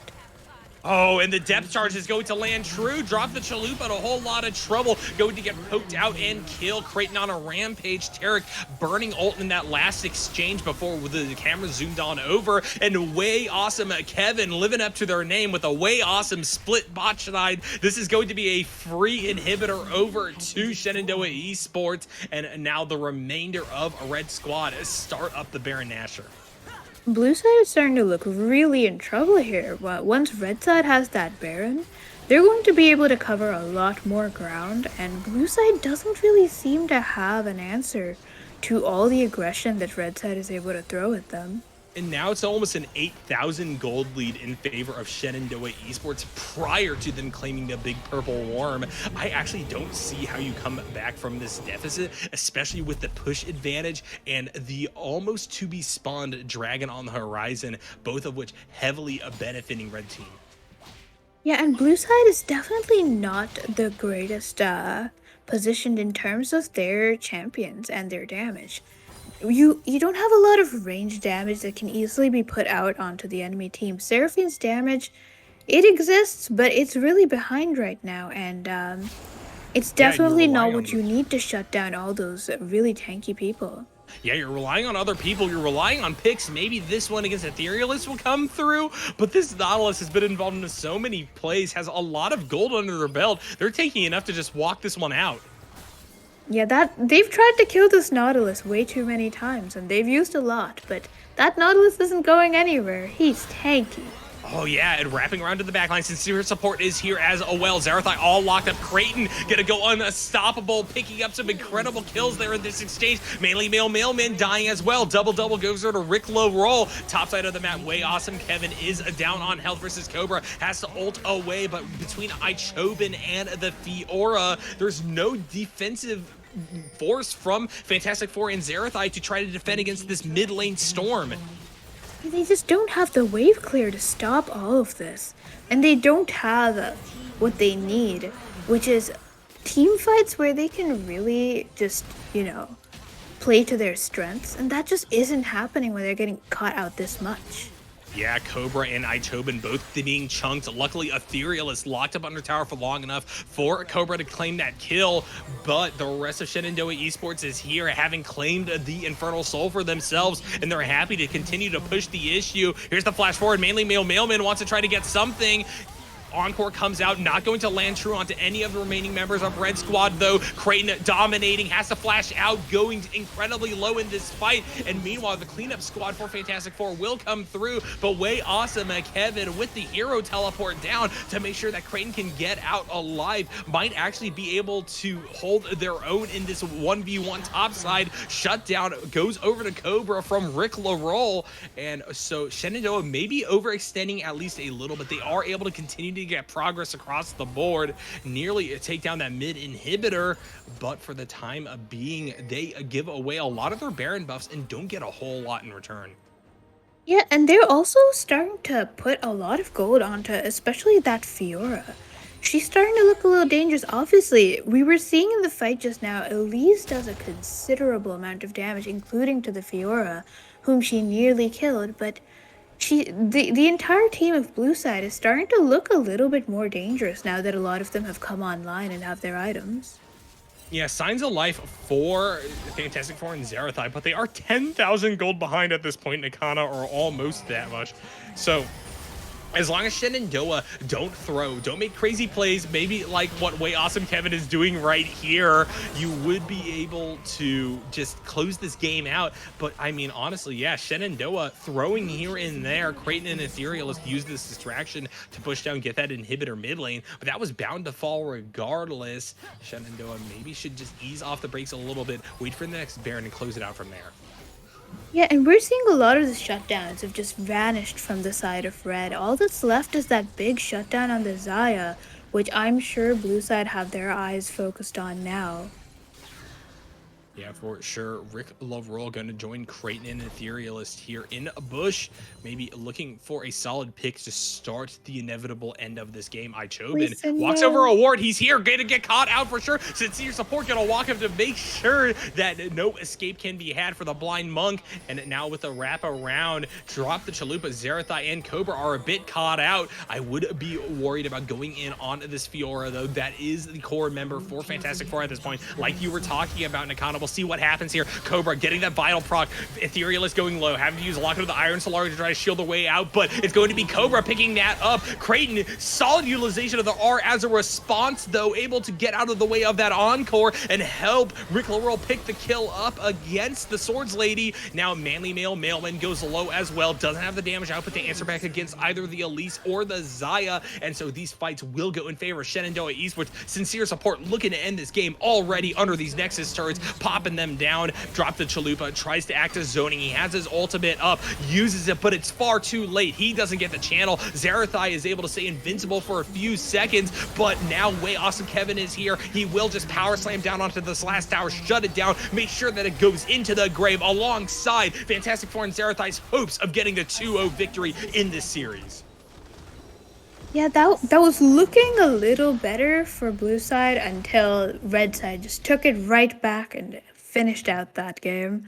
Looks like Blue Side is cursed, Mr. Yeah, Miracle. I guess crazy we'll get to game prove that overall. next I love game. the fact that Shenandoah were able to slow down for a little bit, get a good vision line moved up, and from there they were able to push for a dub, getting a nice pick off against the enemy Lee Sin, and from there just leading it for a raw 5v5 that finally didn't allow for Cobra to pop off. They choked up on the Fiora early and were able to take down Fantastic Four and Zerathai in a pretty fascinating fashion. Happy to see Shenandoah come on top in this one, take the series to a 1-1. We're gonna throw it to a quick break, but once we return, it'll be the final game of this best of three, the deciding factor between these two teams.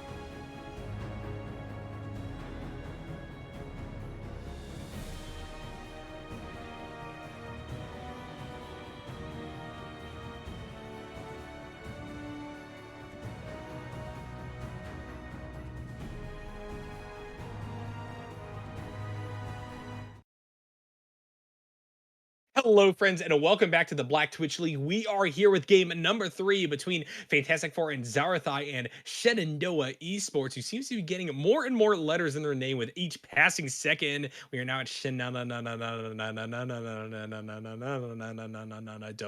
So, perhaps their power level continues to grow here as they did, in fact, pick up game number 2 versus Fantastic Four and Zarathai, who, even after getting a 3-0 start, were unable to make it through to the explosion of the Nexus.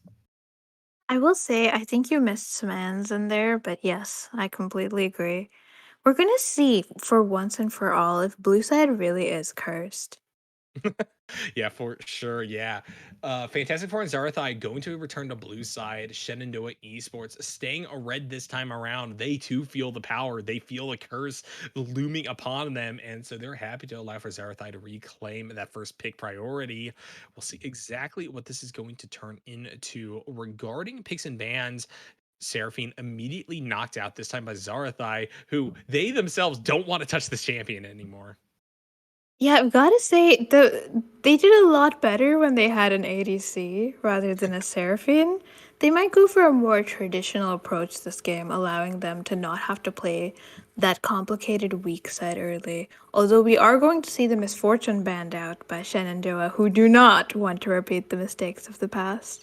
What is this? The two most meta bot laners not available? Why, I imagine it's probably going to be a Kaisa on the table. We'll see exactly what Fantastic Four wants to go for. And actually, they're grabbing the Volibear first before anything else. Yeah, they saw it in action and they said, wait, we want that. And now they're playing it. Yeah, they look at the top lane of Shenandoah Esports, go, that was way awesome, Kevin. I want to pick it now. So that's what they're going to go for. And yeah, we'll see exactly what the response is going to be. A lot of things very much open for the first two picks of Shenandoah's side now. They're letting the clock tick down, though, and they're going to return to the trusty old Nautilus for Etherealist.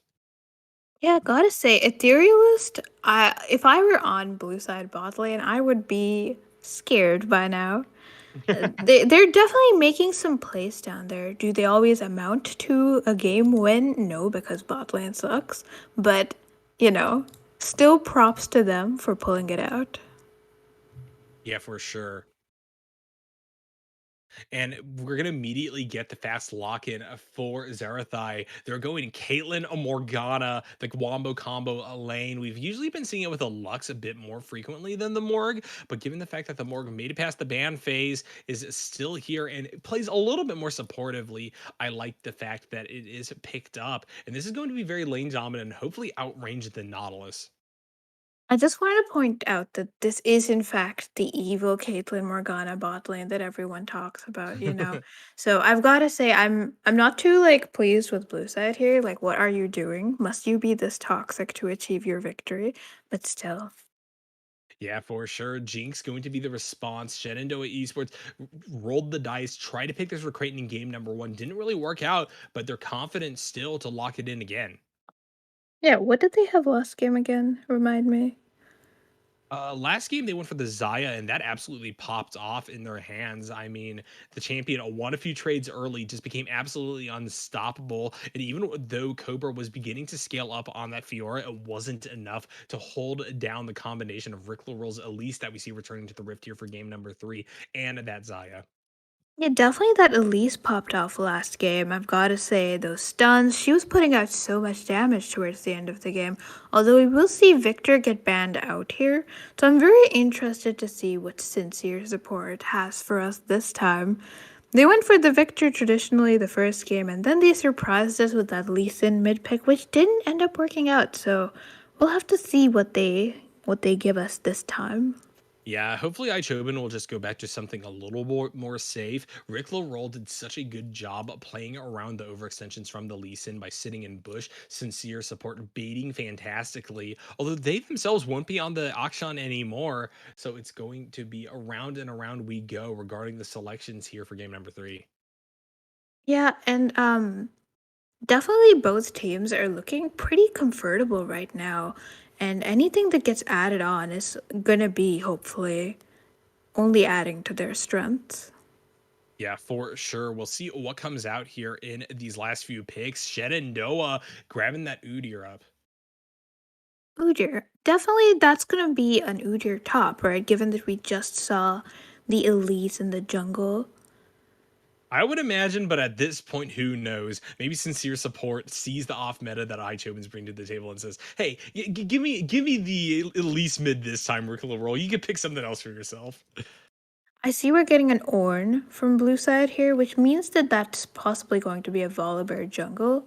Although obviously you never know with these guys. Yeah, it could be Morgana jungle or in support. Saw Happy Time Noises video on that, and it's pretty clear at this point that Fantastic Four and Zerathai are enthusiastic watchers of that channel, given their mid selections in the past. Oh, it looks like we're gonna have that Swain pick come out. I love seeing some Swain. I think he's a really powerful character that can really make some big plays in every Hmm. team fight.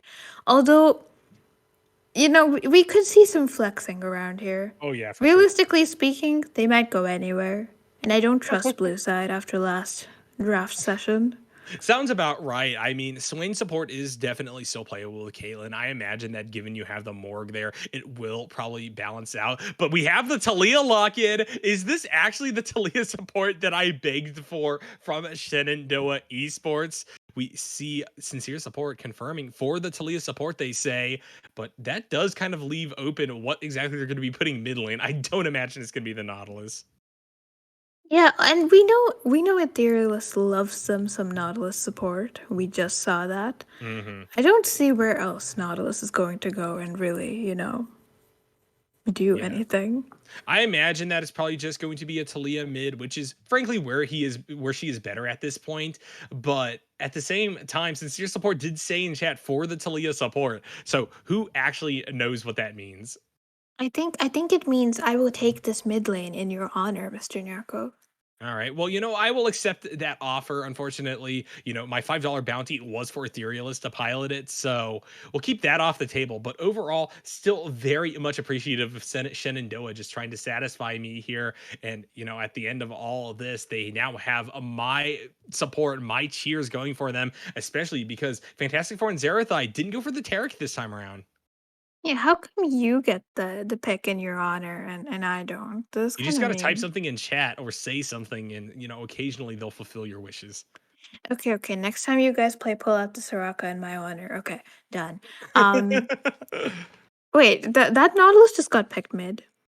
Oh my god. I imagine that they're just going to have the same swap around shenanigans that occurred with Fantastic Four and Zerathai in game number 2. But frankly, at this point, the BTL continues to surprise me game in and game out. So who is actually to say about this one? Yeah, and you never know that it might really be that Talia support. They might be listening to us right now, and they might have said mid draft, "Hey, we Yeah. have to do that Talia support now." Now that Yeah. it's been said, Etherealist has grabbed it. Nautilus mid is broadly playable. It's probably better than Alistar mid, and we've seen that come out before.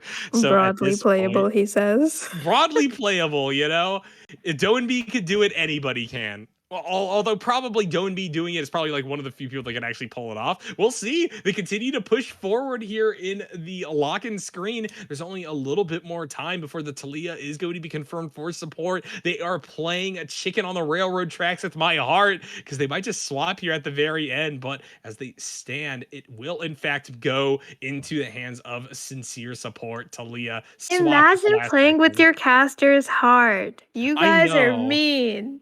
Holy cow, sincere. I didn't just emergency fill cast for you guys for the entirety of last series, and then you're gonna play with my heartstrings like it's a freaking harp. Jeez, just absolutely brutal treatment here from Shenandoah Esports. But because they picked the Talia, I still have to cheer for them. So we'll see exactly what's going to go down in this last game. It's going to be a banger for sure. Both of these teams very aggressive, very good at trying to push their advantage. And we'll see that come about here for the third match of tonight. Fantastic Four and Zerathai and Shenandoah Esports going head to head. We're going to throw it to a quick break. Don't go anywhere.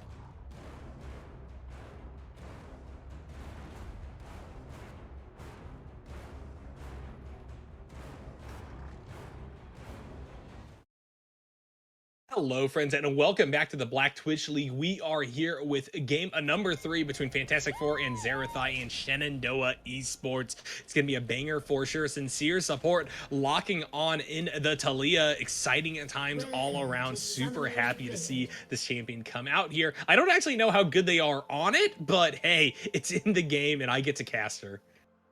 Yeah, and we're not seeing as exciting of an early game as last time. I believe Red Side is probably scarred from what happened to them last time around. Yeah, for sure. And because of that, Shenandoah Esports pretty confident, but not invade confident. We see a little bit of poke coming through against drop the Chalupa, walking up a bit too far onto the Morgana. But for the time being, things have stabilized.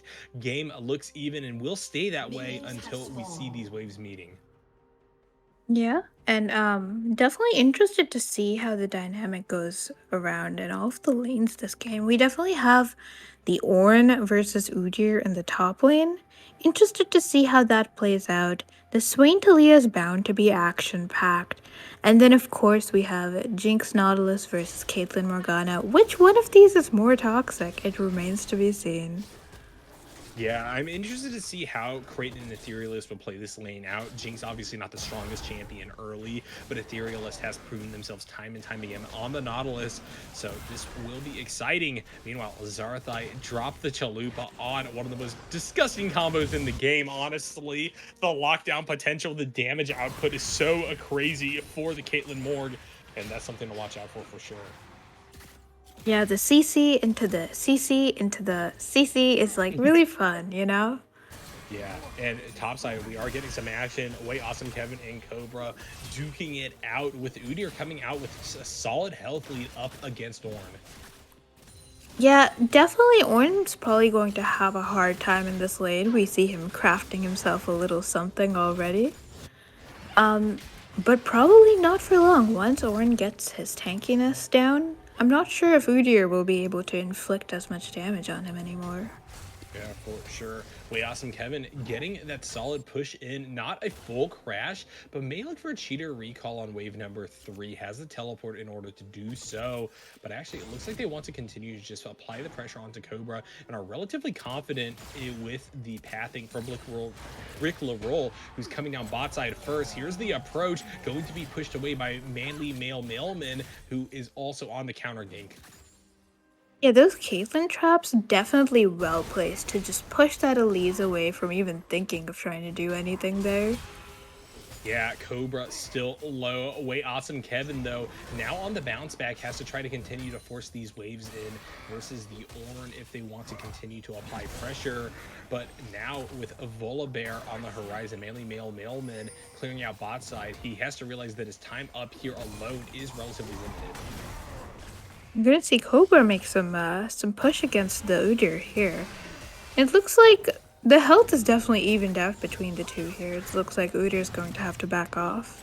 Yeah, Zerathai dropped the Chalupa, getting engaged on his Rick LaRoll, returns for a second gank, this time uninhibited by the Volibear for the time being. Zerathai continuing to kite this out and is getting a ton of poke damage down onto all the members of Shenandoah Esports, trying to push in. The root goes down onto Etherealist, first blood claimed by the Caitlyn.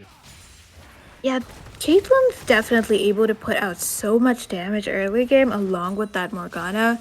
The red side definitely cannot underestimate this bot lane. And they can't roll over it like they did with the last one, especially because that Morgana pick is just there to counter that Nautilus. For sure. Sincere support taking a lot of poke up against Ichobin in that lane. Creighton and Rick LaRoll are low behind this tower, but they will be able to force the flash out of the Volibear. It's looking a little dangerous for Volibear here, but it looks like he's probably gonna make it out? Question Yeah, mark? Rick LaRoll is only at 100 HP, and while Etherealist is able to get the dredge line to land, I don't really see there much of kill participation or kill threat up against Volley early. Yeah, things have come to a low state for now, but we do see the dragon starting to spawn, and it remains to be seen which side is going to gain that priority, especially in the bot lane and the mid lane, and just really move towards this dragon here now that it's up. Yeah, for sure. Way awesome, Kevin, with that level advantage and that item advantage, pushing back into Cobra yet again. This is where I think Shenandoah are going to try to build their lead from just lane domination up against the Ornn early and beat that. You have to kind of do that because this champion scales so well, distributing so many thousands of gold worth of value and stats once he crests level 13.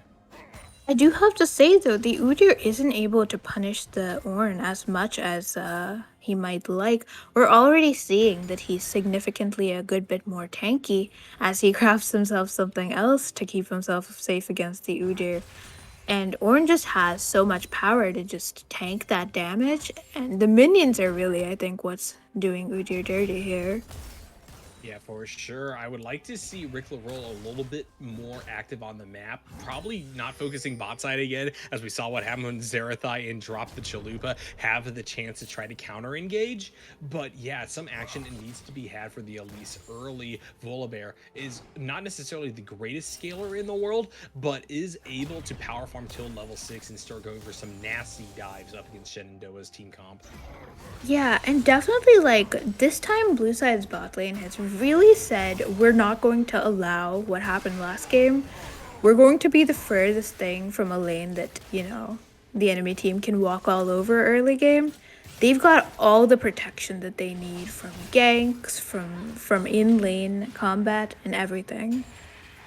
Yeah, Sincere Support gets the WE combo and the stun down onto Ichobin, but doesn't have the power to just chunk this champion out yet. And Way Awesome Kevin actually in a whole lot of trouble. Cobra gonna summon the Forge God, knocking up and putting the Brittle Stacks down onto the Udyr. There's the flash forward as well, and the Ornn with the solo bolo, turning that lane around and putting Fantastic Four and Zerathai in the lead again. Yeah, that's definitely not what you want to see happen in the top lane as far as red side is concerned. Because that Ornn is already going to be powerful no matter what you do to him in the early game. The fact that he was able to get a solo kill there definitely means that red side needs to be on their toes. Uh-oh, Cobra maybe overstaying, trying to push that wave in, though. He doesn't have mana. Way Awesome Kevin is able to just chase this champion down by popping Ghost. He's getting smacked away at 100 health under the tower, and while he turns around with Bellows Breath, he's not able to get enough done against the man Bear Pig, and there comes the revenge kill for Shenandoah Esports. That's definitely what Udyr needed to do there to turn that lane back, at least towards even, if not in his favor. But now I'm interested to see what the two junglers are trying to do here in the bot side of the map to really try and get that dragon.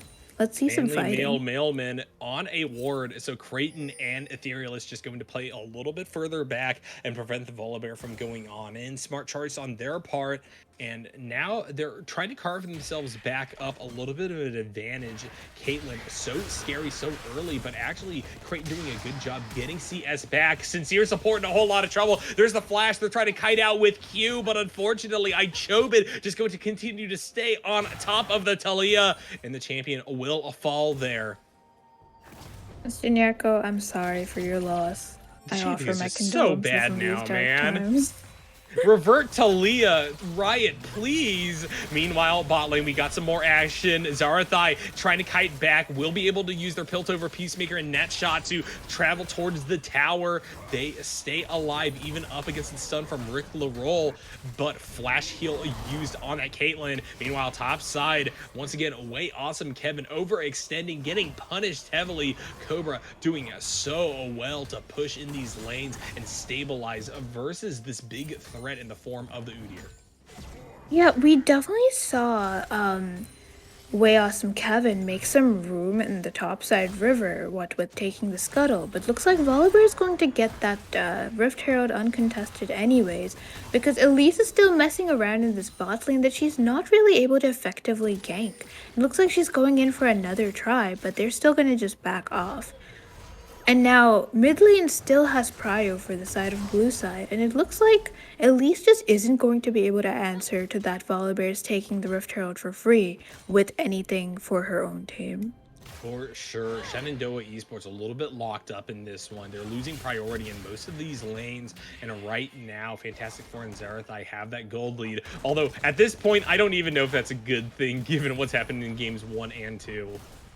That's very true, although this time, I would say that blue side has a team that's almost the epitome of safety. Yeah, mainly male mailman flashing on in. Sincere Support in a whole lot of trouble there. Come on and slam. Welcome to the jam. Sincere Support taken out with that gank. And now the Talia is 0-2. Yeah, blue side really said that this time they were going to pick team members that were, you know, Orin's gonna be very, very tanky, extremely hard to kill. You have Swain, also very hard to kill, Volibear obviously, and the Caitlyn Morgana bot lane just so safe. It's just they're very determined not to let this curse overtake them this time.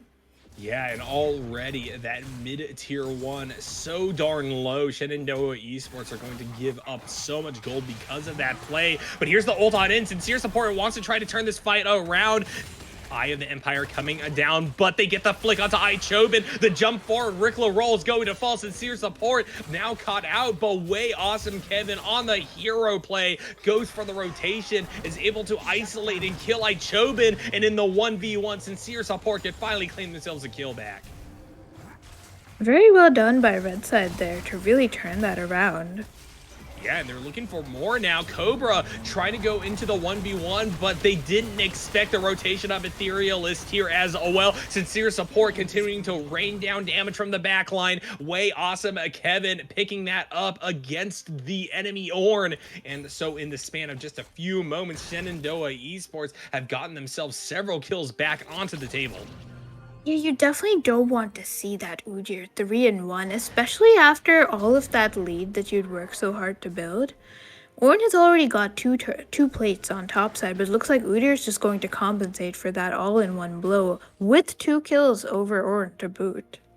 Etherealist waiting here, flashes the wall, sets up, going to get the hook down onto drop the Chalupa, who even with spell shield is unable to get out alive. That kill goes over to Creighton and gives a lot of credence bot side for Shenandoah Esports to start up this dragon.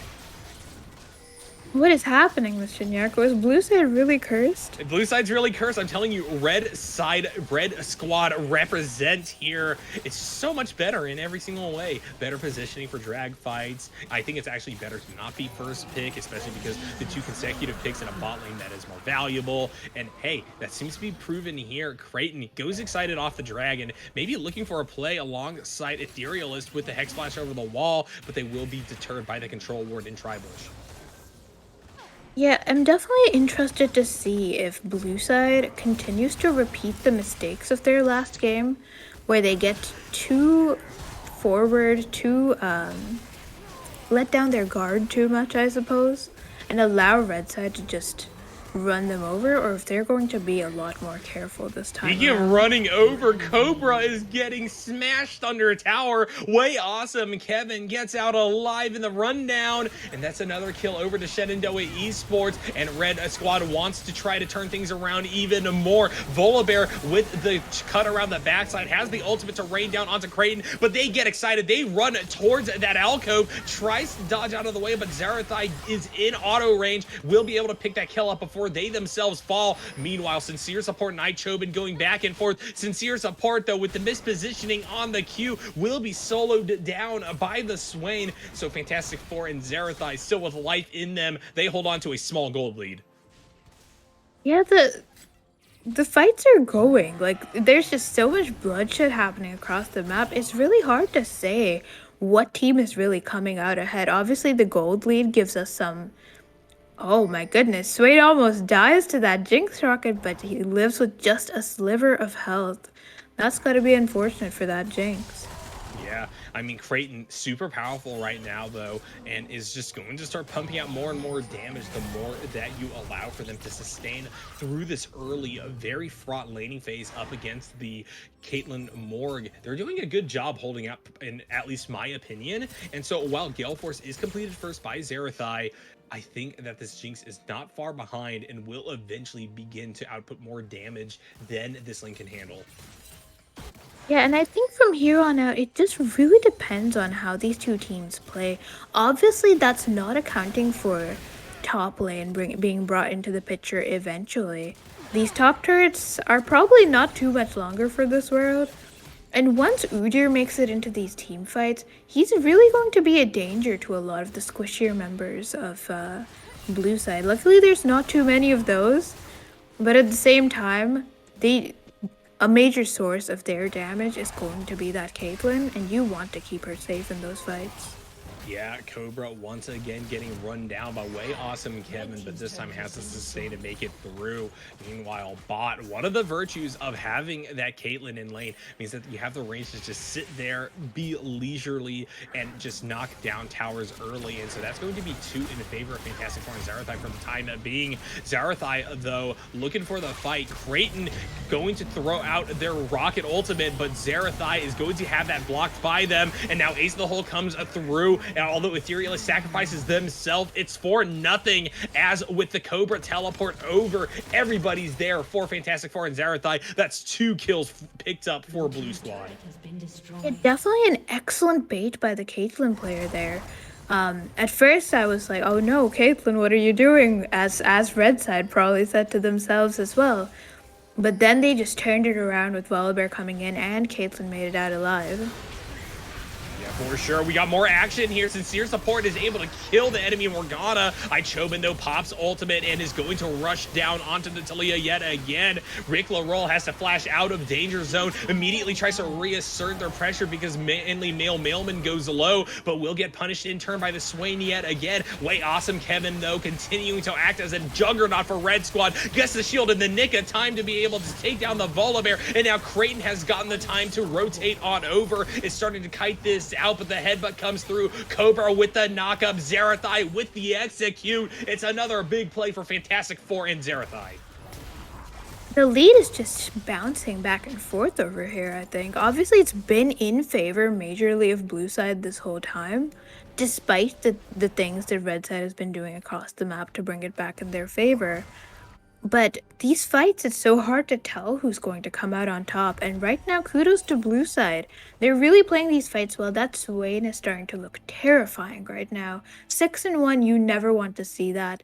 He's going to be so hard for red side to kill, especially when their major sources of damage have yet to come online, really. Yeah, and I mean, even though Fantastic Four and Zarathai don't actually pick up the Rift Herald off that play, they have priority across the Rift now. They'll be able to answer back against Shenandoah Esports' first Dragon here. They have the gold advantage, and I think they're going to press their luck with the team fight here around this neutral objective. Yeah, and I've got to say, the Udyr also was shut down before this fight. So yeah, definitely drop the Chalupa going low early on in this when Super Mega Death Threat comes out, but already the Morgana has gone golden. We also see Ichobin popping ultimate, sinking deep into the middle of the fight. He too has to go into stasis, but he's doing damage the entire way through. Drop the Chalupa, gets a kill, as is mainly Mailman. They're gonna wipe out everybody but Sincere Support from Shenandoah Esports. It's a 4-0, and there goes the Dragon. This is not a good spot for Red to be in at all. I'm not sure what they do to really stop this snowball here. Obviously, they could wait for blue side to make mistakes, you know, move out of line, but at the same time, blue side is so safe. And the big source of damage that was their Udyr, I think it has fallen off a little bit given that he's been shut down. Zarathai just gonna Gale Force forward on it to Sincere Support, and there's no answer there because WE was used on the wave. The Talia is going to fall for basically nothing, and now it's dropped the Chalupa here, trying to bait in the Udyr. Zarathai may be looking for more. Yeah, the Elise and Udyr are now having to defend against this push. It's really an unfortunate spot for blue. Oh, never mind. Ichobin, foolhardy jump at first, but now with everybody rotating over, it's a turnaround for Fantastic Four and Zarathai yet again as the second kill of this top side skirmish goes over to the Caitlyn. Zarathai on a rampage. It just feels like blue side can't make any mistakes right now. Things look iffy for them, but they are playing so well as a team that they're just there to answer to any sort of move that red side tries to make. Yeah, big concentration of players up top means that Kraken and Etherealist are going to try to knock down this tier 1 to get a tower bounty over to themselves. But even then, mainly male mailmen here in time, it is enough of a threat unto themselves that they're able to try to repel Jinx for the time being. Drop the Chalupa comes up, gets the root down onto the Elise. This is going to be the go, but mainly male mailman runs on in. Here comes Call of the Forge God, going to knock down, put Brittle down onto Etherealist. Rick LaRoll is chased into River and immediately killed. And although the Nautilus makes it out alive, and that was a turret bounty over, Shenandoah Esports are sent packing through the mid lane. Ichobin topside, though, maybe a little bit too greedy on this push. They're eventually going to get shut down by Talia. Yeah, and the Rift Herald is going down mid lane now, and it looks like Red side doesn't really have the power to stop even the second charge here. So Red is really losing a lot despite getting that one Swain kill there. Yeah, but I mean, like you were saying, Sincere Support had to use ultimate to get up to them and now can't rotate down. And so that's going to be the mid-inhib turret taken at the 20-minute mark for Fantastic Four and Zerathai. They're doing well for themselves across the board, and they have a huge gold lead to show for it. Yeah, we had way awesome Kevin pushing in top, seeing if he could get something for all the things that Blue side was taking across the map, but it looks like Orange just going to pop that teleport and just stop that push in its tracks. Yeah, across the board, Shenandoah Esports are just failing to really respond in kind to what Fantastic Four and Zerathai are doing. It's just going to be so tough to play the macro game now when you're down this many towers and this much priority. And already you see the pings coming out and the mobbing of Fantastic Four towards that Baron Nashor. If you aren't careful or if you're positioned wrong, you could in fact be giving up this neutral objective so early on into the game. Yeah, and definitely it may have been that Red side definitely misplayed with that Jinx, especially when they wanted to play so aggressive down in the bot lane. And they're facing once again the same problem that they did in that first game, which is that the Jinx just is taking too long to come online. This is a huge gamble, though. I mean, right now, Fantastic Four and Zerathai are trying to take the Baron, but they're losing a lot of tower mid in order to respond in kind. And you see them all stopping their backs. They just want to go for the raw claps down on to Shenandoah Esports. Shenandoah want to be able to take this tower before everything goes haywire. Here's Call of the Forge God. Weaver's Wall going to block off most of the approach from Fantastic Four and Zerathai. But Zerathai, the namesake, is able to make it through. And we see the killing of both the Talia and Elise pop off. Ichobin using their ultimate, reasserting themselves onto the rift, and now with two members dead, Shenandoah have to make the long walk back towards their side of the map into safety, and I don't even know if they can do that. Here's the catch from Drop the Chalupa. Etherealist going to fall to mainly male mailman, and once again a blue squad reigns supreme in this play. I think that they've cleared the curse, Nakhana. They're clearly on top now. Yeah, although let's not speak too soon given the way these games have been going, but at the same time, there seems to be very little Red side is able to do now. Nearly every member on Blue side just has a bounty over their heads. They're doing very, very well for themselves, and they're going to be able to cover a lot of ground with this Baron, possibly more than Red side was able to get while it was taken. WE combo lands down onto Cobra, who continues to get rooted up because of the chain CC that Shenandoah Esports is able to bring to the table, but he's so tanky now. 3, 3, and 6 with 2 items completed. It's so hard for Shenandoah, who's been starved of gold, to really answer back, and because of that, Fantastic Four happy to just lay waste to this bot side jungle.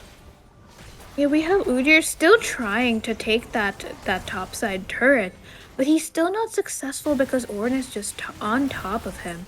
It looks like he's going to try and make his way over to the inhibitor now, while Blue side take that dragon, but he may pay dearly for it given that Blue side still has their Baron backs. Yeah, Baron backs are so fast. It makes rotation so much easier. And as you're saying that, Nakhana, way awesome Kevin has to try to kite back, and he doesn't even get that inhibitor for his efforts. So it's nothing in return for another dragon into the hands of Fantastic Four and Zerathai. Yeah, unfortunately, a lot of the gold of Red side is definitely concentrated in that Udyr, and he just isn't able to do anything with it. And even in team fights or split pushes, it just doesn't seem to matter because blue side is just answering every threat the red side is throwing at them. Yeah, for sure. And now as five, Fantastic Four and Zerathai are sweeping up through this mid lane, they're going to reassert priority there, and then probably move on to this last tier two that is standing topside of the map. With the Hextech Drake and Hextech Soul on the horizon, I do think that Shenandoah have the ability to match a lot of these rotations from Blue Squad, but they have to play these fights well if they want to try to get back on top, or at least claw back a little bit of the gold deficit that they're currently in. Yeah, we did see a Talia come out there. I mean, Talia ult come out there rather strangely, possibly just to stave off the minions or anyone from blue side who was trying to move forward. But that's just one less tool to really use against blue side here. Yeah, and we do see that last tier 2 fall topside. Fantastic Four and Zerathai, more gold in their favor. And while bounties are online for Shenandoah, they can't get out of their bubble. It's hard for them to find a way back onto the rift. Yeah, it looks like Udyr is back to his split pushing ways. And there's a bit of a lull in the action, but Udyr is starting to get collapsed on by a lot of the members of blue side. Yeah, and that thing we were talking about, that was a benefit for Shenandoah where they could rotate fast. The same goes for people trying to catch out split pushers from Shenandoah Esports. Right there, you see Zerathai and Ichobin just immediately rush to catch the Udyr and D-push them from going any further. And now we see focus back on the bot side of the Rift here. There is no neutral objective up for the immediate time, so it's mostly just a dance of trying to put pressure on these respective lanes and get these waves pushed. And I think that honestly, the longer that this goes on, Fantastic Four and Zerathai have the advantage, because while you do have Creighton on that Jinx once again, the Typhoon now upgraded for Zerathai is so scary to answer against, and really Caitlyn is so far ahead of their counterpart right now that I don't see them having the time to build back up. Ethereal is caught up because of the Q from Drop the Chalupa, and we see that translated over into Zerathai dominating this one. Yeah, and we're seeing Udyr and Warren just facing it off in the bot lane. Just Yeah, like old Cobra. times. Yeah, Cobra actually going incredibly low here. Way awesome Kevin with the solo bolo. This gives him some time freed up to where he can push, but we are less than a minute away from the next Baron Nashor spawning up, and I think that he has to be present for a team fight if Shenandoah has any hope of staying in this game. True, and the thing about this game with the Hextech Soul being in play is that Udyr can't safely push too far up because Yeah. blue side just has the ability to jump on him from their jungle so quickly Yeah, if he moves for up sure. towards that tower. Ichobin gonna go golden here. They've done so much damage, and Zerathai is able to pick off the Jinx. There goes Talia, and all of a sudden, 3 kills back-to-back means that Fantastic Four and Zerathai find themselves within arm's reach of winning this game outright. They're gonna push down onto these Nexus turrets. Another E comes out from the Swain, rooting up Way Awesome Kevin and Etherealist, and while Drop the Chalupa pops ultimate and tries to go on in, they have to stasis under these towers, and now Ichobin is dead. One Nexus turret taken, but it's going to be an exchange for your mid laner, and I don't know to what extent Fantastic Four can continue to push here. I guess they're gonna try for it though. Zerathai able to kite all the way to the backline once more. Way Awesome Kevin flashes, tries to get onto this champion, but Cobra acting as peeling, gets that kill. Creighton is back up, maybe looking for something here, but I think that Fantastic Four and Zerathai are able to make their great escape with Cobra astutely blocking that super mega death rocket. Yeah, it's a little unfortunate that Yeah, Sincere Support really does not want to allow Blue Squad to back here. And honestly, Shenandoah, I think, making the right call, going for this chase, because this could give you the priority necessary to maybe play for the Baron Nashor here. That being said, Fantastic Four all get out alive. Creighton, Rick Laroll, and Etherealist are going to move up here. No teleports available for a Blue Squad. And so Shenandoah, with the gamble of the game now, trying to focus down the big purple worm. they do take it very slowly though, and blue side is already getting here, what with Hextech Soul. Yeah, Ichobin comes on in, grabs that grabs that Jinx down with the E. Ethereal is in a whole lot of trouble as well. Here comes Call of the Forge God. Cobra knocking up the Talia. It's the double now for Zerathai, and the game goes all up in favor of Fantastic Four once again. They're going to wipe everybody but the Udyr, who's in such an awkward position. He may try to base race this, but he needs to get back to stop the taking of this last Nexus Tower. Everybody about to spawn back up. The question is, can the Udyr hold for long enough? There's no wave at their back. Manly Mailman just going to ult on in to shut down the tower, try to get as much damage down onto it for the time being. Udyr staying alive, just going to run around the far side of the Nexus, try to drop down onto the weaker members of Fantastic Four and Zerathai. He's put in the blender though. Rick LaRoe and Creighton back up, but the Nexus is going low, and Blue Squad takes it. Fantastic Four and Zerathai win the series 2-1.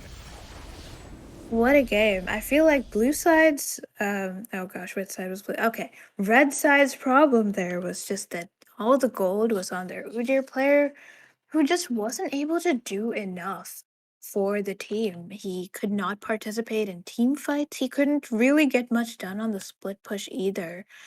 So all in all, a very awkward situation to be in. But props to Blue Side for really pulling back that that shaky early game that they had, and just rolling straight through the rest of it, just effectively breaking that Blue Side curse that we saw.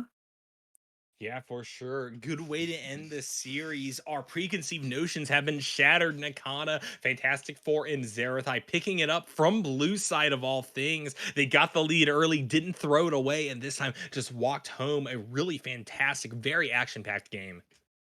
It was really enjoyable to watch. Props to both sides. Well played through all of those games. It was a close match and a victory hard won.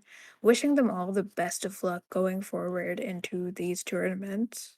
Yeah, the BTL popping off today. Thank you so much, everybody, for tuning in on broadcast. It's been an honor to fill in and cast for you all. Nakhana, it's always an honor working with you as well, carrying us on that color commentary. Likewise for you as well. Thank you for inviting me and having me here today.